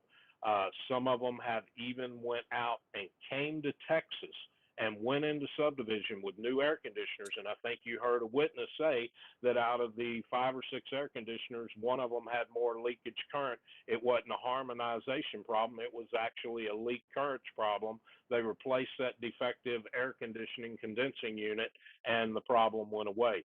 So they're currently working on it faster than anybody probably understands. Okay. Thank you. You're welcome. My own personal perspective, and Jerry, you can correct me if I missed this a little bit, but this is not the first time that we've run into an issue with the introduction of electronics. The first issue that developed, if you guys, some of you are old enough to remember, was when the electronics became the predominant use on a system. Electronics produce a distortion. They cut the sine wave in half, and which causes harmonic distortion to build up, and it's energy, but not being consumed, that materializes in the form of heat. And the resultant fix for it was the 200% neutral. I'm sure some of you guys have run into that situation before, where 200% neutral is an option. There's a reason for that. And nobody saw that coming, and they found the fix. I think as technology has improved with air conditioning and its controls and making it more efficient and everything, they have figured out that electronics is the way to do it. And I think what we have here is an industry, the air conditioning industry, finding better ways to make a better product. Simultaneously, we had our incident with the young man that got killed, making contact with the condensing unit, and the fix being to put condensing units on GFIs. I don't think anybody ever thought about, wait a minute, how do electronics affect GFIs if you start destroying the sine wave? And personally, I think there's going to be a fix. It's going to be by some guys a whole lot smarter than I am, how to do the reprogramming on the chip. But I think, actually, I think the fix is going to come long before the time period that they've asked for to suspend this rule. But until they find the fix, it's not going to work. It is not going to work. The GFIs are going to trip. That's all there is to it. So, and then you're asking the consumer to take their unit out that they just paid a huge price for and put it back to some cheaper thing until they get it fixed. I don't think that's going to happen. So that's just my perspective, guys. Y'all got anything that you want to offer? Especially any of you that have been called out at midnight or 2 o'clock in the morning to come find out why the air conditioner is not cooling. Why don't I have any power? Chairman Roach, David Whitmire here again. I think it's important to note that, as Jerry pointed out, that the one fatality that has happened was installed by a non-licensed, non-qualified individual. And they didn't wire the unit properly. It wasn't bonded. It wasn't grounded properly. Had it been grounded and bonded properly, that accident would not have happened. So by postponing this rule, we're really not exposing the public to a hazard, in my opinion. As long as the work is performed properly and that equipment is bonded, you're not going to energize that AC compressor. In over 40 years of doing this, I've never seen a metallic surface that was properly grounded and bonded that became energized. I don't think, David, Mark Roach, I don't think, Dave, that's necessarily the issue. I think what the issue is that you have intelligence in the equipment and intelligence in the GFI breaker, because they are both intelligent devices. I don't know if they're speaking, one speaking French and the other speaking Portuguese, or exactly what's going on, but there is a failure to communicate between the two devices, and the GFI prevails and says, I'm turning the power off. I'm shutting the train down, like doing its job. It thinks it's interpreting that that is a fault problem, and it's shut it off, when actually it's something other than that. But anyway, with that said, Chairman, did I kind of touch on it, Jerry? Chairman Roach, you're correct with the GFCI, but Mr. Whitmire is also correct in what he said, that if that is properly installed, it is going to take that fault current back to the overcurrent device and turn it off. So he's exactly right in his statement. You're right in your statement. We're just talking GFCI versus non-GFCI. And like I said, I've touched so many air conditioners that were installed properly. And as you can tell, I've not been electrocuted, shocked. I'm here talking to you today. I think if we continue to install it properly with trained, qualified people, we're going to be just fine during this period of delaying the rule till January 1st, 23. I would like to point out, though, this is really only the high-end mini split systems that use the DC inverter drive that the problem's happening on. If you have a regular unit, one stage, no variable speed drive, they can prove that the GFCI works and works properly on that unit right now. But how do we divide them all up? It's almost impossible with all the air conditioners in Texas. So the rule we have, just delaying it till January 1st, 23, I think is the proper thing to do at this point, since the code making panel 2 could not get it right. Great point, though, David. Great point. Any other members of the board have anything, any questions or anything they'd like to offer? Nothing? Okay, then at this time, I'll call for a motion. Do I have a motion from the board? For or against? It's David Whitmire again. I'll make a motion for adopting the rule as written. Is that, where's Mary? Mary, is that sufficient verbiage in the motion? It's a long motion. Sufficient, Doug? Okay. Yes, sir. Absolutely. Okay. I have a motion from Mr. Whitmire to approve the proposal. Do I have a second? Marcus Lindegreen, I second. Chairman Roach. Okay. Okay, I got a second from Marcus Lindgren. Mr. Sparrow, do you have anything? No, I was just going to offer a second also. Thank I'm you. sorry, say again? I was going to propose a second for myself, but it's okay. Okay. Okay. So I have a motion with a second. Anna, would you call the roll, please? Yes, sir. Stacy Mighty, Approve. Marcus Lundergreen, Aye. John Sparrow, Aye. Gary Strauss, Aye. David Whitmire, Aye. Troy Webb, Aye. Christopher Bass, Aye. and presiding officer Mark Roach. Aye. Motion passes, sir. Thank you very much, Anna. Thank you, folks, and thank you for the discussion. Moving on to item H, recommendations for agenda items for the next board meeting. Does anybody have anything they're getting hammered with out there amongst your friends and the public?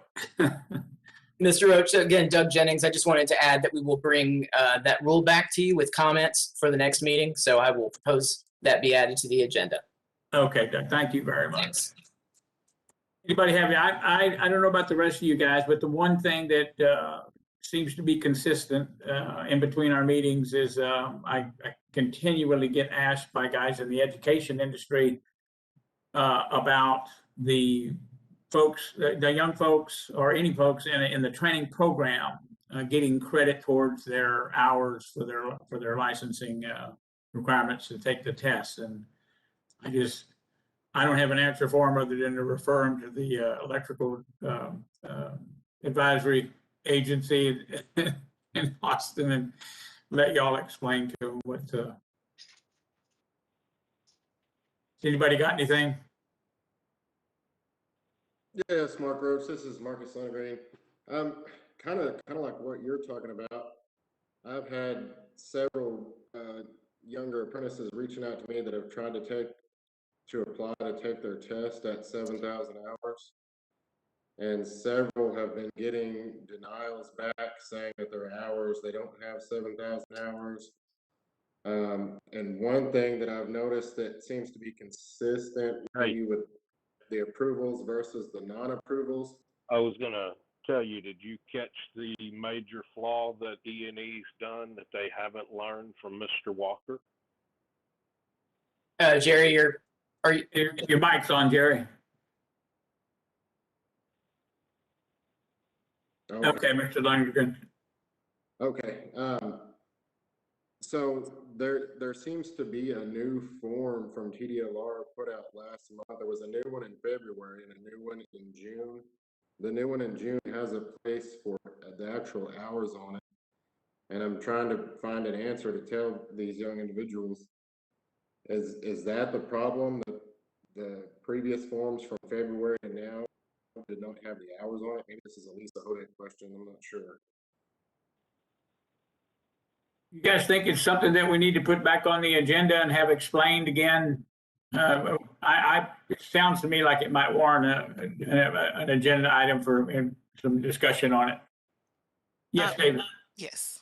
Let me offer this. We'll have Ms. Hodak follow up with you, Mr. Lundgren, if that's okay, to find if we can see a common factor. And if it warrants an agenda item that we can explain to the rest of the group, we'll put it on there.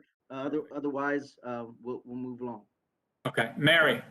I was gonna add the same thing, but David did the hand thing, which was the right thing to do. So we jumped on in, and yeah, we'll try to figure that out internally. I know what you got on your mind. You have that crawfish on your mind.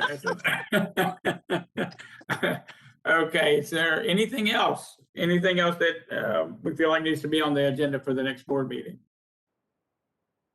All right, and then the next item, moving on to item I, discussion of the date, time, and location of the next board meeting. And I'll turn that over to staff to guide us on the. Yeah, So so for, I'm sorry, for this one, I wanted to add, thank you for that, Mr. Roach. I wanted to add, because Christina did such a great job with her report. I don't know if she said it specifically, but the agency was continued until 2033. So we have time to work on all of these things that we're working on. So sorry for interrupting, but I wanted to throw that in there. So because of the rules, we're looking at the week of September 6th. That'll give our general counsel's office enough time to gather all the public comments and compose them for you. Do y'all have a specific day of that week in mind? I know that's Labor Day week, the Monday is, but. Mr. Roach, Yes. any I specific- have, for myself, I have a huge conference that I'll be attending on the 9th, 10th, 11th, and 12th of that week, so. Can we do this on I think sending out the email with the proposed dates works very well. Does that work for everybody? Members of the board? Yes. I think that works very, it's one thing that we don't do in person that works extremely well. So, can we just do that and look at, so basically you're looking at the month of September. Yes, sir. Okay. And I think everybody knows that on September 1, all these laws that just got passed go into effect, right? So, okay. That gives us an opportunity to see if anything blows up, so to speak. So, anything else then for the good of the board? All right then. I thank you everybody for your time and your dedication to our advisory board. Members of the staff, thank you very much for all of your support and keeping us between the ditches. And I hope that all of y'all have a very safe, healthy, and blessed 4th of July. I will call this meeting adjourned at 3:18. Thank you very much, y'all. Thank you so much, everybody. Thank you. Happy 4th of July. Happy 4th.